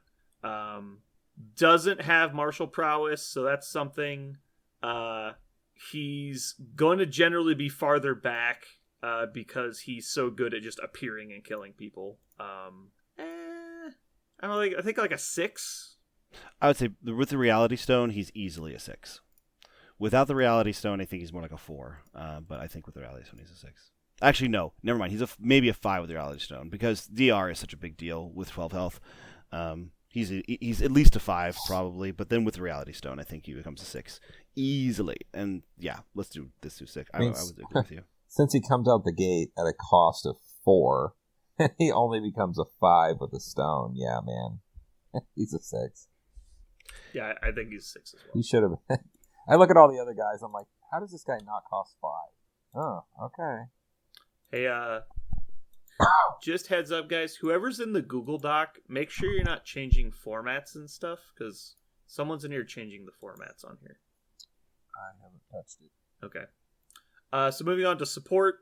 I know we gave Proxima a 5 in this category because she had the activate with her buddy, but I don't think we should give this to Corvus because he's not really letting Proxima activate. It's Proxima letting herself activate. Like, Corvus's activation is the set, like, standard. Like, he's the sunk cost. And then gaining the Proxima activation is the bonus. Are you guys following me there? Yes. Does that make sense? Is that just what you find whenever you play him a bunch? That's just how it goes? Yes. Like, playing the faction, the Corvus Glaive activating is the activation. Proxima is the free activation. Now, that doesn't mean he always goes first or anything. It's just that, if Proxima didn't also activate at the same time, she doesn't make the list over Black Dwarf ever. Like, unless you just don't have 4 points. And so, like, the reason that they always get played together is because she's like a drop-off every turn. Like, she's getting the free activation for nothing. Like, because Corvus Glaive is going to activate whenever the fuck he feels like activating, which, being that he likes to fight people, is going to be the first activation, unless you're just waiting for your opponent to make a mistake and move into range. Like, that's the only time he doesn't go first. If there's something with that Corvus can attack, he activates and kills it, and you move on. Like, and then Proxima does something. Like, it's never about Corvus getting to activate after her. It's always she gets to activate in addition to him. Because we can't give them both a 5 in support, right? I don't know. I thought earlier we said the ability to double activate was 4 points. That's what I thought we heard. I thought I heard that said. Maybe we didn't know what he said it literally, but that's but I said it's a precedent. You can't double dip it, right? Like, does it work on both ends? Like, are both of them a 5 on support? But because you're only gaining 1 activation, not 2. Like, putting them both in a list isn't a total of a 10. Well, if she gets a 5 and he gets a 3, I think they both get a 3. Like, I don't. No, I was gonna say just give him a 1 because only one of their activations is free. But he gets a free. But he's providing a free activation. That's an enormous support. Why does she get that? But he's really not weird. Benefiting. He's not gaining it unless she's there, and she's a 5 in support. Yeah, but why? Does that make sense? Yes, but why? If she's not getting anything, if Corvus Glaive isn't there, then why is she a 5 in support? I don't understand why she gets 5 if he gets 1. Well, it's one of those things they have to be together for it to work at all. And if we're talking about potential, then I think he's a 5, or they're both 3s or something. I don't know, but I don't. Well, they're either both a 1 or. Do you understand? There's a 5 in there somewhere, but if they're not together, it's a 1. It's like the bottom. Right. Jeremy, am I making sense here? I see what you're trying to say, but I think what we're saying also. Cause I'm with Parker on this. Like, I think that he gets the same difference as her. I think because it works in both directions. But like what I was trying to say is that like Corvus's activation is paid for by his points. Like that's part. Like the reason you take him is to be the hitter, and then Proxima is just there in addition because of her ability. Like she probably wouldn't make the cut for the list if she didn't have that, and so that's the reason she gets in is because she's action economy for your list. But the same could be said. You could say exactly the same sentence that she wouldn't be in the list if Corvus didn't have that ability. You could also say Corvus didn't have the ability, like because it has to. Yeah, I understand what you're saying. I'm just saying that I don't feel comfortable giving them both a 5, if that makes sense. I think the ability is really powerful, but I don't think it makes sense it might just be my brain saying that this doesn't make sense, but putting a 5 on both stats seems like they're both very supportive, but they're not. They're just, it's a link between them. Whatever you guys want to do is fine. I really don't. I guess I don't care that much. It's just an opinion I have. I think that they have the exact same amount of support. They do the exact same thing. Okay, we're doing a 5. We're moving on. I'm going to put an asterisk. No, I'm just kidding. You're going to wake up tonight? I think a lot of people realize that it's only because they double activate, and so that's the action economy is the support. Yes. And whatever order you decide to do that in. I just have always viewed her as the free activation, and so in my brain, Corvus has 0 and Proxima has all of it because she's only there because of the free activation. And so where Corvus was going to make the list regardless. You could delete that rule from his card. He's still in Black Order. Sure, absolutely. But he has it, so it's cool. Right. And so it's just, it's just the way I've viewed it, I guess. So moving on to control, he has 0 control over other than controlling when people's lives end. So, I was going to say, he does control when people are alive and dead. He controls the sound it makes when it lies. Yeah. When it takes a life. All right. So 1. Moving on, obviously a scrapper. Yeah. Scrapper extraordinaire. The scrappiest scrapper. The most scrappy. All right. I'm going to let you guys go first and then tell you why you're wrong. If you allow me to rate him, you know what? I'm feeling slap happy. It's 2:00 in the morning. I am going to give him the rating that I would have that I decided to give him when I saw him. I'm going to give him an 8 because I think his just immense destructive potential is so high. The only reason why he doesn't have a 9 is because so many of the things that make him work so well maybe are just in Black Order. So maybe you don't automatically drop him in every list automatically. But man, if I want a scalpel to excise this model in the universe, I can't think of 5 points to spend better. That is going, and if for some reason he was only offensive, he was just like a Rocket Raccoon where he could put out a lot of damage over the course of the game, I could bring the rating lower. But he's also going to stick on the table. He's also not going to die. And if I get Proxima Midnight in there, I get extra activations out of my bargain. I think he's an 8 easily for me, and he's super close to a 9, I think. Super duper close to a 9. He might be the reason to play Black Order, so maybe they have to make him a 9. But there, yeah, that's what I say. Jeremy, at his job in the game, what he does and all that, 9. I'll give him a 9. Justify your 9. His output is insane.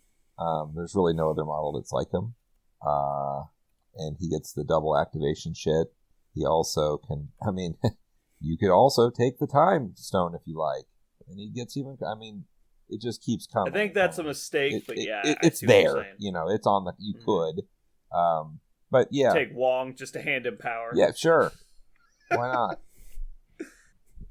But yeah, I can't imagine he just does so much damage. He's just such a heavy hitter.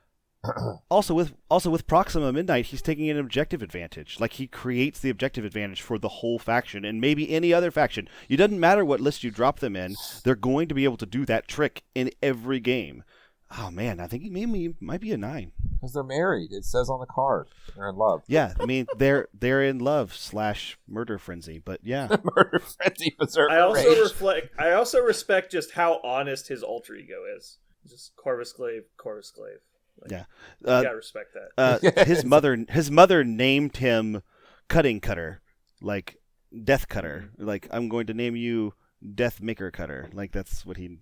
If he had a mom, if he didn't just. How did this guy get punked so hard in Infinity War? Just so hard. Like, he lost to like 4 different people in just embarrassing ways. In the comics, he does not. He's a terrifying monster in the comics. Yeah, he's absolutely terrifying in the comics. Didn't you say he's like the one that speaks for the Black Order? In the comics. So they made the Maw the vocal piece just for no reason in the movies. Right. He's super menacing and terrifying.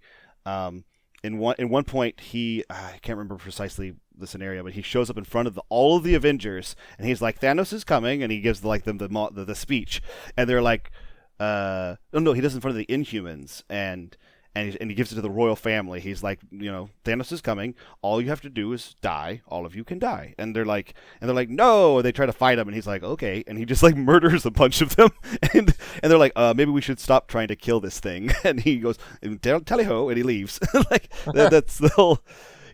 He's such a terrifying monster in the comics. It's awesome. That's good to know.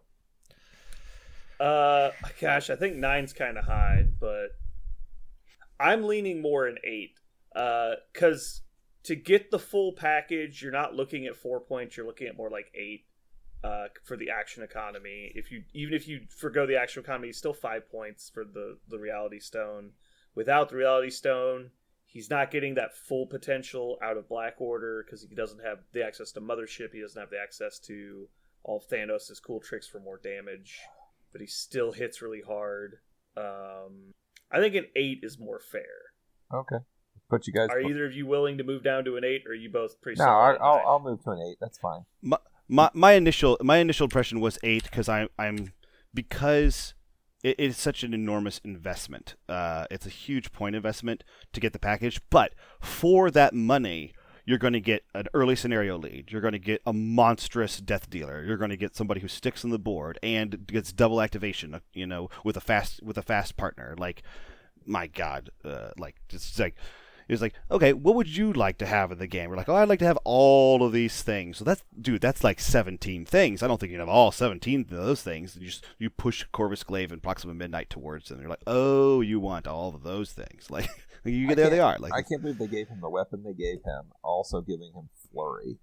It's just crazy. And the freaking Reality Stone. Yeah. Ugh. And unlike Valkyrie, because of Glaive's Edge, he doesn't need to mod his dice. Like, he'll just succeed. Yeah. Like, there's only fucking 2 results on the die left, bro. Like, he gets hits, he gets crits, he gets wilds, he gets fucking blanks. Like, that's 6 out of 8, and then he gets 1 skull. Like, God, like, come on. Like, and he gets 2 power turn every time with the Reality Stone while he's doing it. Like, it's just. The Reality Stone just makes him go so hard that at this point it's hard to take him without it. It's like taking him without Proxima when you take him without the Reality Stone at this point. Like, it's such a nice addition to him.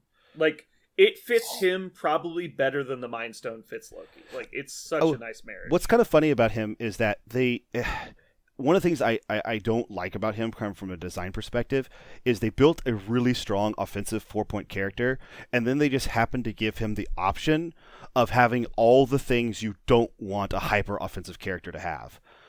Like consistent dice mod, extra power, and like a supporting character like partner that like lets you do that's going to run interference and do it at the same time as you. You're just compounding sins. When you add the Mind Stone onto Loki, you give him 1 extra power and he can do some control. When you add the Reality Stone onto Corvus Glaive, it's not just I added 1 point to my character. You functionally almost doubled his output over the course of a game because it's offensive, it's defensive, it's power. Like it's. I almost don't like how the Reality Stone affects a super offensive character like him and how they just gave it to him. Maybe I shouldn't say that out loud because apparently Pagani listens to this podcast and restricted Reality Stone He's on Corvus Glaive. He's actually calling me right now because of what you just said. Damn it! I did it again. Right. We did it again. We banned a card. He's across the date line. He's already heard it. Dang it! We banned a card again, guys. Why are we always doing this? Ugh. All right, so moving on, we have Thanos the Mad Titan, as opposed to Thanos Chosen of Death, just Thanos Mad Titan. Offense. I think this is his lowest stat, right? Like, he's kind of weird in the concept that he's similar to Thor, where he's got very consistent above average, but he doesn't spike that high. However, he actually has access to Cosmic Blast. That's an 8 dice energy attack for 3 power. Like, that's so much better than anything Thor can do. And so I actually don't think he's bad at offense. The only thing he doesn't really have is action economy. He doesn't have a charge mechanic. But being that his best attack, Cosmic Blast, is range 3, and he can get access to the fucking Time Stone, like, that's not really an issue anymore. Mm-hmm. I will say that I think he hits surprisingly hard. My initial impression of him when I first played him was that he's a lot like Thor, where he's more of a tank than he is a damage dealer. But he actually ends up doing a lot of damage. Would you say that he kind of, rather than having like big, spiky, I kill you, 1 dead, like Corvus Glaive, it's more like attrition-y style, where he's just always going to do more damage to you than you do back to him. It doesn't matter what you try; he's just going to do more damage to you than you do back to him. And that's how his like offensive potential is realized. Somewhat, but the fact is that he's so consistent on offense because he's going to. I mean, there are going to be games where you don't take the Time Stone, right? Because you can't afford a 2-point stone.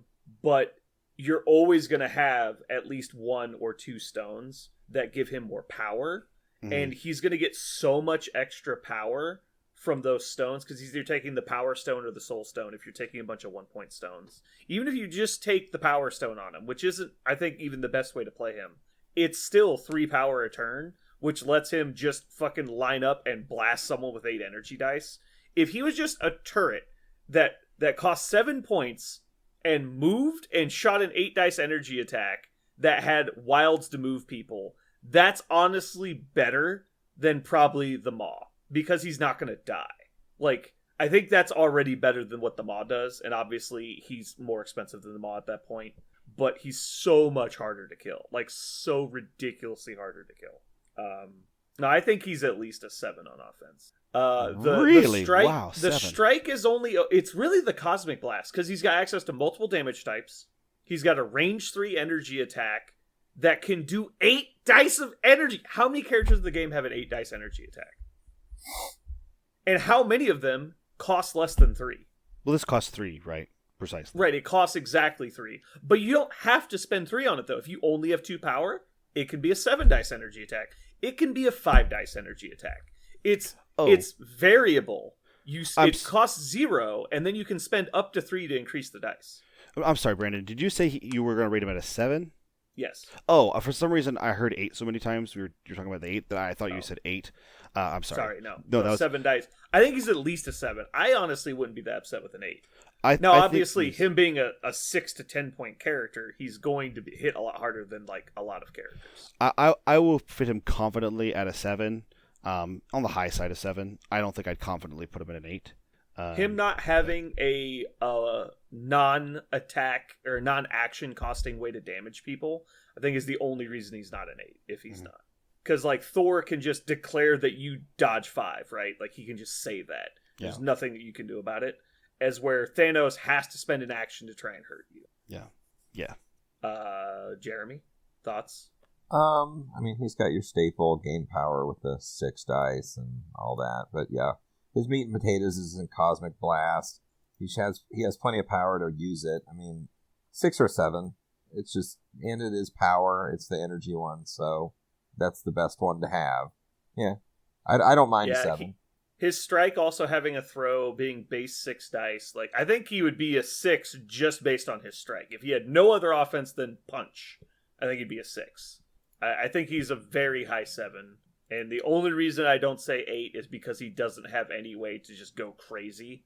Like 8's really high and really good dice. And it's a good damage type. Because I think a lot of the time you're not going to have the Reality Stone on him, which is going to leave him basically no way to mod his dice. I think a 7 is probably fair, but I think it is on the high side. Defense. I'm just going to say, if there's going to be a 10, how is it not Thanos? Especially with the Reality Stone. If he has the potential to Reality Stone, I know we've talked with Corvus gave a lot with the Reality Stone, and he really wants it, and that's the only reason why I think he's maybe not a 10, is because he won't consistently have the Reality Stone. I would put him at a 9. I would put him in like a 9 probably, without the because he won't consistently have it. If he has the Reality Stone, like when you do the math, when you start rolling the dice, just like you can't kill him. Like it's so difficult to actually see him die in a game. Like the amount of effort you have to spend to get him dead is just absurd. Mm-hmm. Yeah, I don't mind putting him at the top of the curve. I mean, he could be a 10. Shit, man. He's got the best, the immeasurable power, that first part that reduces it by 1. There isn't anything else. Being of immeasurable power, yeah. He could have like upwards of 25 health. I think that's on the low side. I mean, you know what I mean? Like, I'm not joking at all. Every single attack that comes at you, you're taking 1 off. And he's got 17 hit points. He's got the daze stop that Hulk doesn't have. He's got better defensive stats than Hulk. Not hugely better, but better. But then the DR on top of it, oh my god. I'll go ahead. And since he can take the Reality Stone, we're talking about potential. Yeah, let's give him the 10. I'm fine with that. I think he's the reason that all the healing cards are on the restricted list. That's true. Can you imagine? If he's like, patch up for 5, you're like, I'm literally gonna hang myself after this game. Like I can't deal with this. Like it's so stupid. Because it's not just that he's hard to kill; it's that he'll kill you back. Like, you can't just stand there and punch him forever like you can against, like, Captain America, because you just basically ignore what he does. Like, he's brutalizing your team the whole time you're fighting him. Yeah, and agree. God forbid you're playing the Extremist mission. He's just sitting there healing, like, 2 a turn. Like, whoa, just laughing at you. Like, you can't even get damage to stick on him. Parker, what's your number? You said 9 still? I wanted to go for a 10 because, like I said, since he has the ability to take Reality Stone, I'll go with potential this time. I think when you put a Reality Stone on Thanos and do nothing else and just sit him in the middle of the field, you're like, okay, what 3 different characters will you send at me to try to kill me this game? That's what you're telling your opponent, and you're like, okay, I guess. I even guess then, I think you're still. I think it's literally 4v1 is the only time I've seen him. But what's crazy? But even though you look at that, you're like, well, that's 7 points. 7 points for a character. I don't know about that. And then when you look at it, you're like, oh shoot, I have to devote at least like 12 points worth of character to try to kill this dude. and then hope none of mine die. The best thing about this game is that you can just ignore him and go try and win the game without fighting him. Like, True. That's an option. True. And so I think that's the only reason that he's semi-okay. But, like, how about this as an alternate question is if he's not a 10, can they make a character harder to kill than this and have it not be bad for the game? Well, they put him in the game and then they had to errata cards. Like, whoops. We made a character that can't die. And it's to be found out later. I mean, it's possible that he's maybe not fun and maybe he isn't good for the game. Time will tell. Hold on a second. Yeah. I have to check a card. This always bodes well for the community when when I have to read stuff, it's always when Jeremy says, "Hold on a second. Step back before I bust this." It's not as bad as I thought it might be. All right. I was reading Dune Prophecy, and I'm like, can he roll like 15 dice on his cosmic or Power of the Cosmos card? Oh. But he can't. It's only on physical attacks. All right. Because he's so hard to kill anyway. It's like, who cares if I play Dune Prophecy? Like, okay. He's a really good card for what's the card?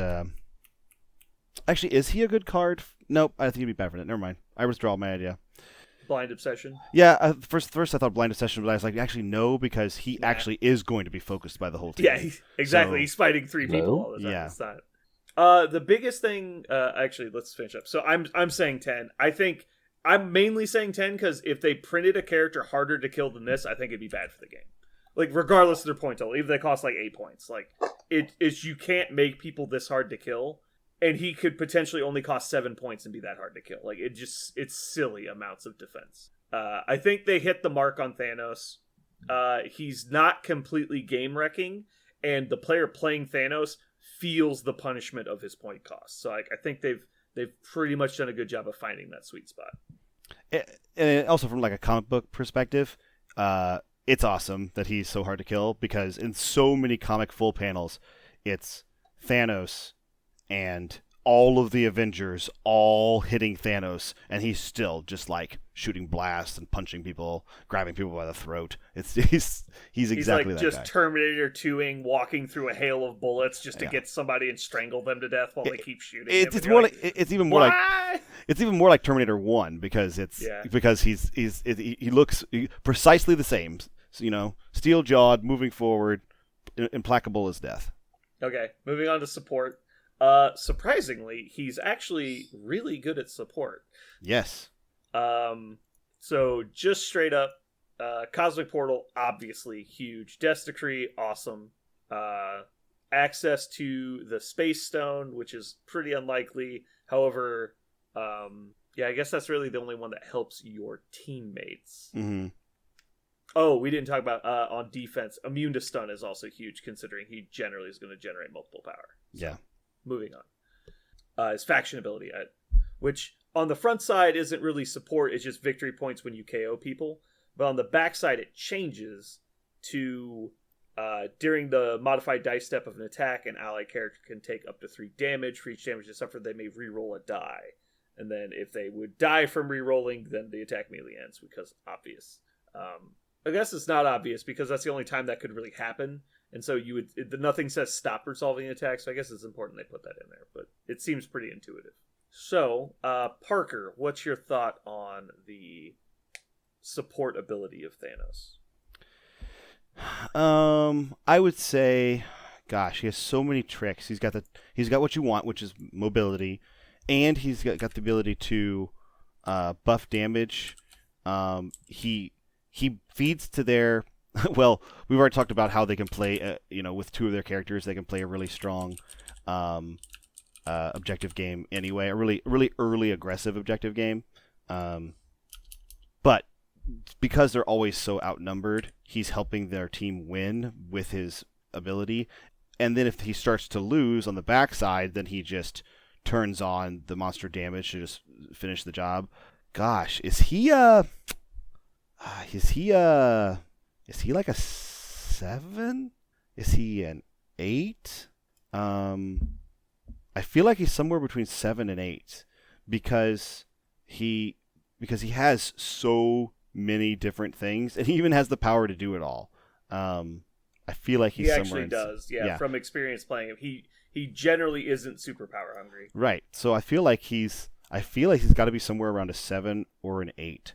I don't know if he's a perfect support, but he's got to be in the top 70. He's got to be in the top like 30%. I think at least 8's definitely pushing it, but well, I guess when you stop and think about it, like supporters don't get that crazy. So on a curve, the ability to just place someone is pretty freaking huge. Because he doesn't even have to place a friendly. He can just place an enemy in melee with said friendly without like exposing the friendly guy. So, also, yeah, Cosmic Portal's got to put him to at least a 5. Right, and Death Decree definitely bumps him up to at least a 6, maybe even a 7. And a lot of supports in the game have to choose what they do, or they have to like, okay, I'm going to spend one action to get some power, and then the other action to do a thing, right? Or like I have to do work to get it to happen. But he's just passively always got plenty. And then if he starts taking damage, he could do it and also everything else he wants to do. So I feel like his support is so enabled, and he should so consistently get to use it. And then, of course, faction ability on top of, like what you said, just basically, if you had those printed on your card, you're a 6. I think he has, like, the worst faction ability. But I think that being said, it's still there. But yeah, but it's still... I like it for the faction. I don't think it's a super strong one, but I don't think it's worth 0. The problem is you kind of wish it was reversed. Because if if you're actually trying to wipe them out and win on scenario, like, by the time you start killing people, Thanos might be dazed. And so you need to be winning really hard for his faction ability to come into play. Yeah. Because when you flip over, if you're losing, then taking damage is bad. Unless you're like literally deciding the last attack of the game. I was actually... you've played him a bunch. How many victory points in a game have you seen Death's Agenda get? Is it like 2? Yeah. 2 is the most. Okay. So basically you're scoring twice with his ability. That seems fine.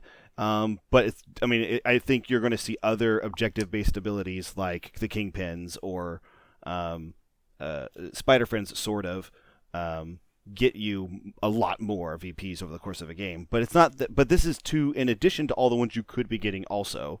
So it's not like you're automatically you're only relegated to having these 2. You'll have 2 and then others. Yeah. Is he just a 7 then? Is he just a 7? Oh, gosh. I'm really hesitant to put him at an 8 because... Or I said 7 or 8, right? Yeah, you said 7 or 8. Okay. Jeremy, do you want to weigh in on this? We were just talking about the support of Thanos. So Cosmic Portal is just strictly better than the Red Skull's place ability. Correct. Because it costs one less. I agree. It also can affect non-allied characters. Death Decree, it's pretty good. I mean, plus 2 dice for 2 power is better than most tactics cards, and you just have to be within 4 of Thanos. Thanos is a great power battery. I mean, you guys are already talking about a 7 or 8, right? Yeah, I mean, I think I'm leaning more towards a 7. I think Parker's more of an 8. I don't know that he's really wrong. It's just, gosh, it feels rough to put him that high. Yeah, but support, I mean... He's definitely really good. He's got 2 really, really good support pieces here, and that's those are really good ones. Because I mean, what different ways are there to support your army aside from bodyguards and all those type things? I mean, his version of support is pretty fucking good. Yeah, okay, I'm sold. I'll put an 8. Okay, Control. The Never Die. Does that count?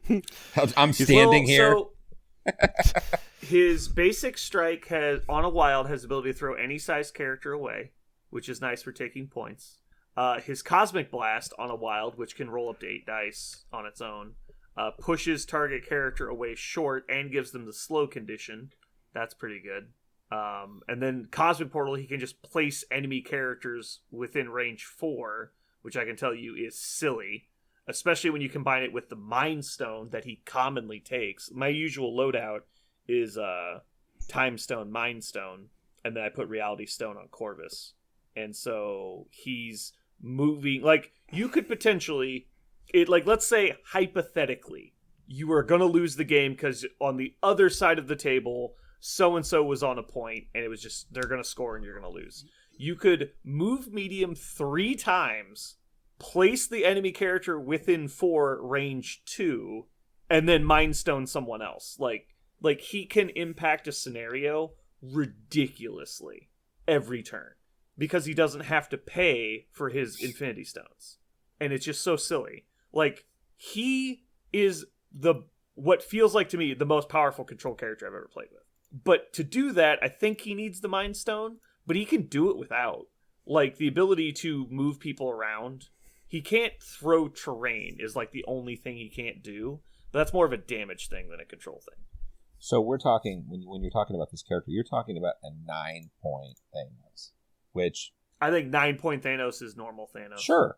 And for a 9-point character, getting, having a 10 or a 9 for control, that makes sense. I mean, holy shit. Oh, we don't need to worry about paying his point cost until the rating. Sure. But I'm talking about control. Like, it makes sense. That's fine. I don't know if he's the perfect controller, but I guess this would be a good definition. Under what scenario does he not control? That's the only thing I can think of. And I can't think of a scenario which he doesn't control. Under what circumstance?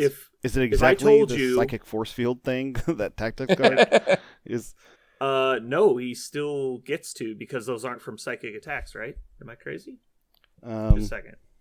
It's PSD. Oh. Psychic shielding device says allied characters can be advanced or pushed by effects of enemy mystic attacks or enemy superpowers. So it's only mystic attacks or superpowers. So he could Cosmic Blast or strike them still. Yeah. But the Mind Stone and his Cosmic Portal would not be allowed to work. Also, no one plays that terrible card. But in addition to that, he could still Cosmic Blast you, but then you're adding dice back into the equation.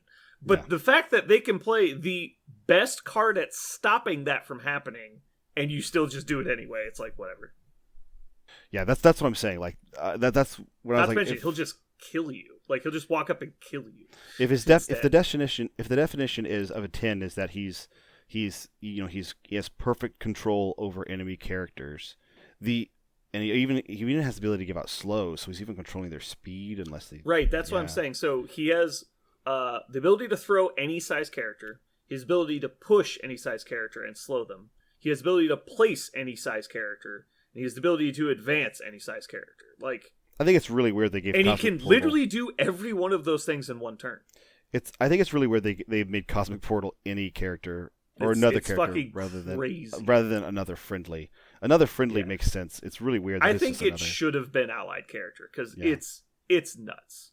So yeah, I guess I think he's a 10, which is weird. I was going to argue for a 9, but the more I think about it, there's no way they could make someone more controlling than this, right? Kind of like you'd have to give him something like Doctor Strange, where you just take away a whole activation. But on Doctor Strange, he has to have. I guess that's really good too.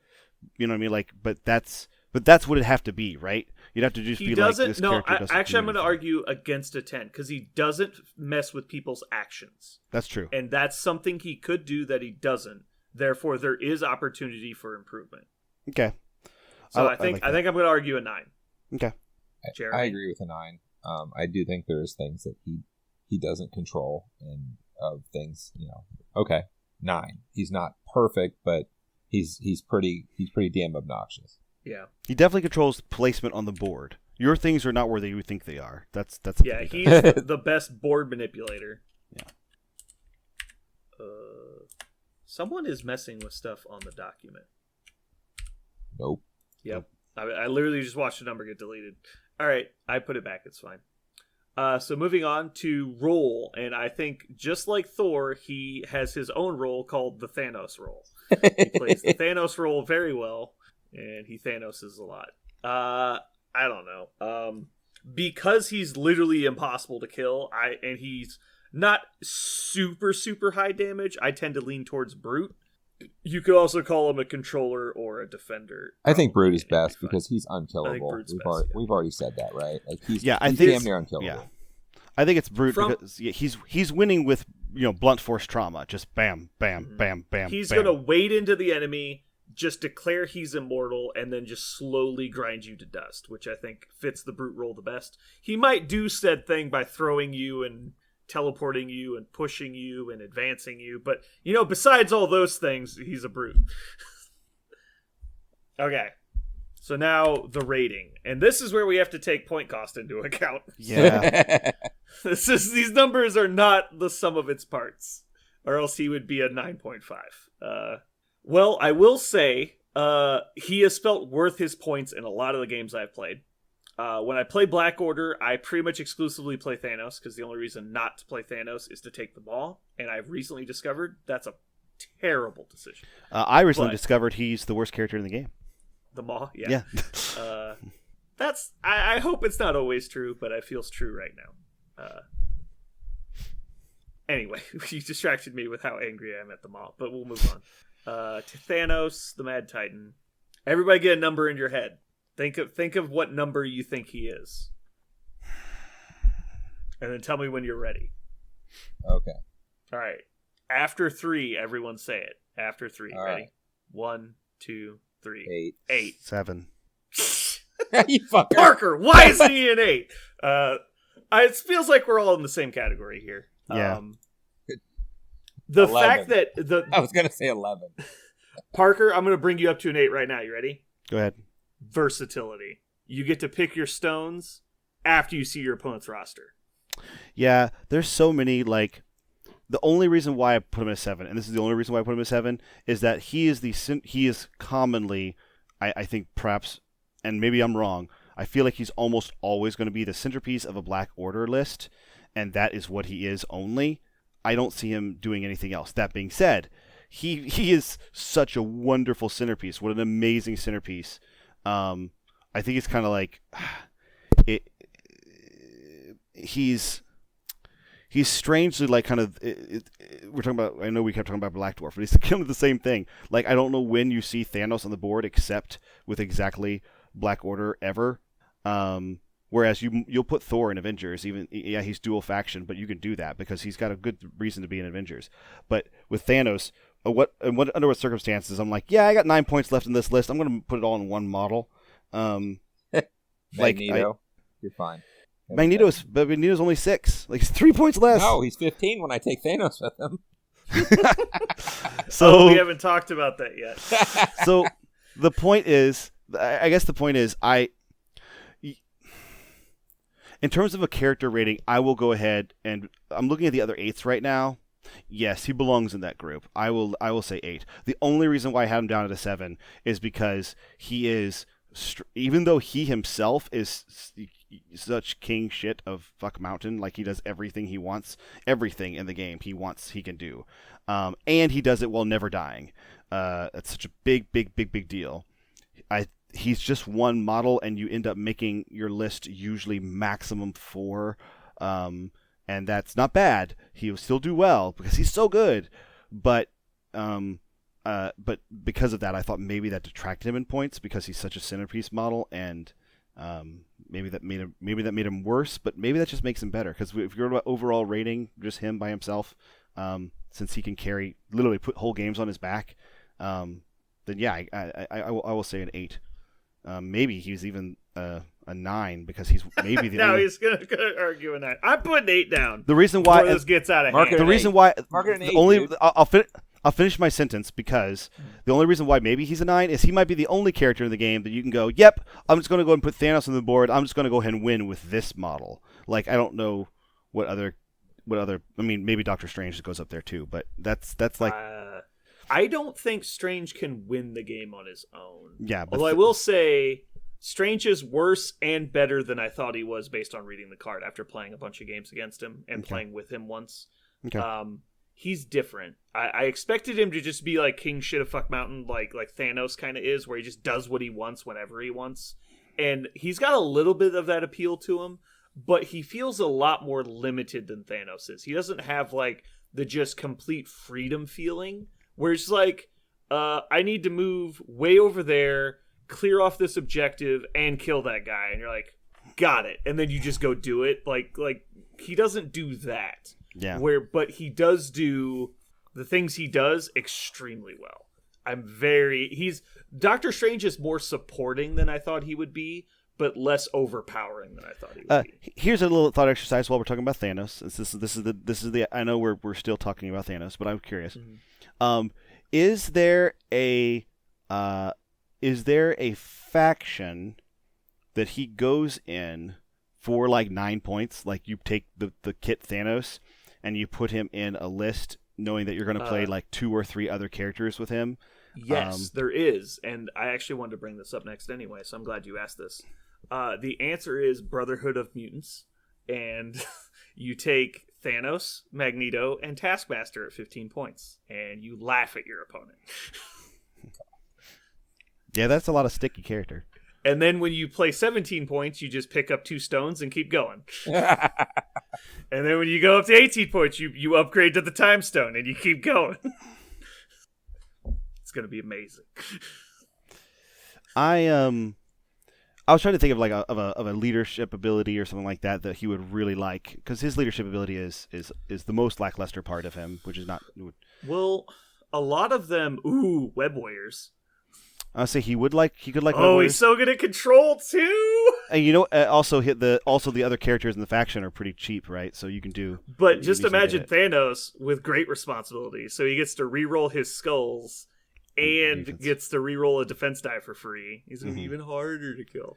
He could also in Criminal Syndicate he could count as 2 characters. 2 healthy characters. That's not bad. So he could more easily. You could leave one character on the point that he's contesting. You just be like, nope, go over there. People could hand him objectives. Yes. I kind of like that more than the 2 character thing, because he can generally clear off a point if you just activate him later in the turn. And we don't know who the cheapest. We don't have. That's one of the things about Criminal Syndicate right now. I tried to build a list the other day, and they only have 3 points and 4 point characters right now, and 5 points. Mm-hmm. Black Cat likely will be a 2-pointer. Mysterio might be also, maybe, but. So God, that'd be weird. As soon as they get a 2-point character, that'll make. I think Thanos and Criminal could be really fun. I wonder how they're going to handle Mysterio. I wonder if he's going to be kind of like Magneto, where he creates things and then like they're semi-temporary or something. I'm really curious how they're going to handle that. I assume he's just going to have like mystic attacks, but I don't know. I hope Mysterio is maximum a 3-point character. I hope he's. I hope. I was hoping Kingpin was a 2-point character, so... no, they made him... They went with Sumo Kingpin, which is insane brawler Kingpin. But anyway. Yeah, I wanted Kingpin to be a lot more like Red Skull. I know Red Skull's also 4 points, but he kind of just sits in the back and like manages from a distance. Like, that's what I wanted Kingpin to do. You wanted manager Kingpin? Yeah. Supervisor. Well, I mean, he's the boss. Like, he just tells people what to do. Like, he doesn't usually get his hands dirty. Nope, he headbutts. He can, but he doesn't usually. Likes the headbutt. Mm-hmm. Let's. Okay. Well, I think we've successfully rated Black Order. I think we did. The one I really think that we were correct on. I'm gonna fucking kill you, Parker. Which one?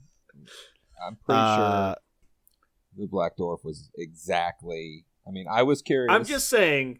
I'm pretty sure if you guys just go back and reevaluate him after we did Proxima Midnight. And Ebony Maw. Like, the problem was just that I picked him too early on the list. Nope. But I'm pretty sure that you guys are dead wrong. We both use science. Yeah. Math. You don't ever miss Proxima or Corvette, or excuse me, Proxima or the Maw, but you do miss Black Dwarf a lot. And so, being as the only person here who has played Black Order, I'm going to tell you you're both wrong, and that Black Dwarf is a 5. But you know, you guys can feel free to be wrong. But it feels so right. Yeah, I mean, being ignorant does feel right. That's how it works. If I were to classify Black Dwarf with mouthfeel, I would go with 4. Gritty and sweet. Pointy. Mm-hmm. Plasticky. Yeah. Oh, God. Very injection molded plastic like. Yes, almost precisely like that. Yeah, it's odd.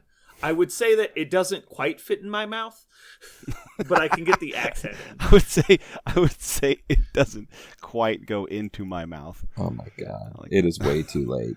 I know. I hope we get Juggernaut. I think Juggernaut's the one thing missing from the Brotherhood of Evil Mutants currently.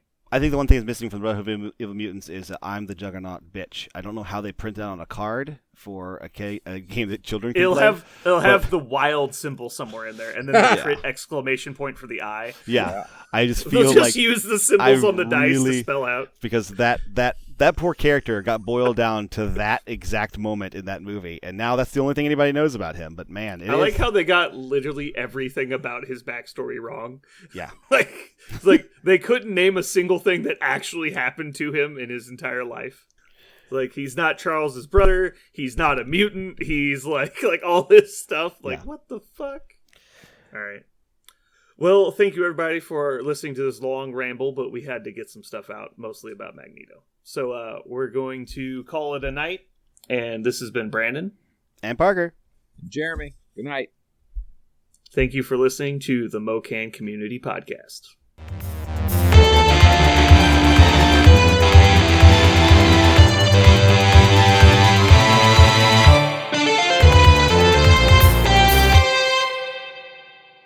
Ooh, I really like the feel of that one. I feel like I really nailed that one. Did we do good? It only took you 300 attempts to do one correct, so I don't know. I mean, the Beatles need that 1,000th hour of practice. I think clapping on 5 is very similar. Tomato. I feel like... Yeah, they got it in 1,000. I got it. All I say is if I got it in 30 tries, I'm doing pretty good. That's all I'm going to say. Podcasted the shit out of that. Way to go. Yeah, I did. I podcasted really hard. Really? I just want you to know, Parker, after all that waiting we did for our new music, every one of our intros is just going to be you staring at your hands, not clapping. That's our. Oh my god! I actually do a really good job of clapping eventually. Mm-hmm.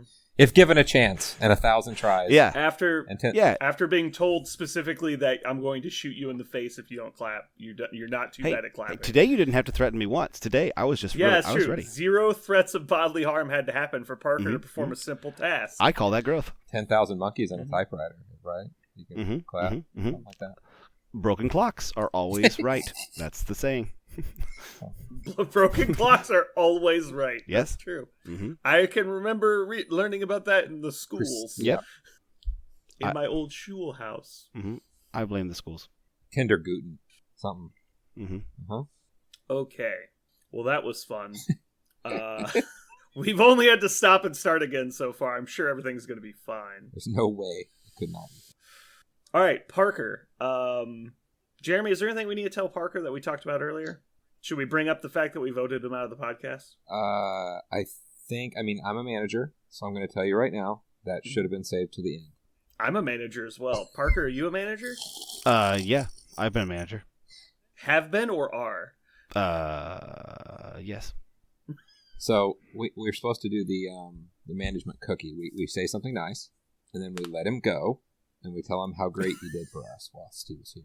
So he leaves with a positive spin and an opportunity we have given him. I just want to know we really appreciate your service, and we'd love to have you back sometime. Like right now. Not right now. Not right now. Maybe in the distant future. Really later. Okay. Like a later. In a very alternate possible future, we would consider allowing you back in the building. I understand I understand what this is. You can cut the cord. Okay. We'll call you. Got it. Yeah. We've already changed the locks and our number. Don't blow your... I'm just making... I just didn't realize that you were so fucking lathered up about the fucking faction list. I didn't know that. I stare at this thing often. Well, I stare at other things often, so... That's not news. That's not podcasting. Whoa. Did you make the Magneto font smaller? No, not since you saw it last. No. Okay. Even smaller. Are you sure? It's like I just assume every time I look over, it's a smaller font. No. That's an optical illusion.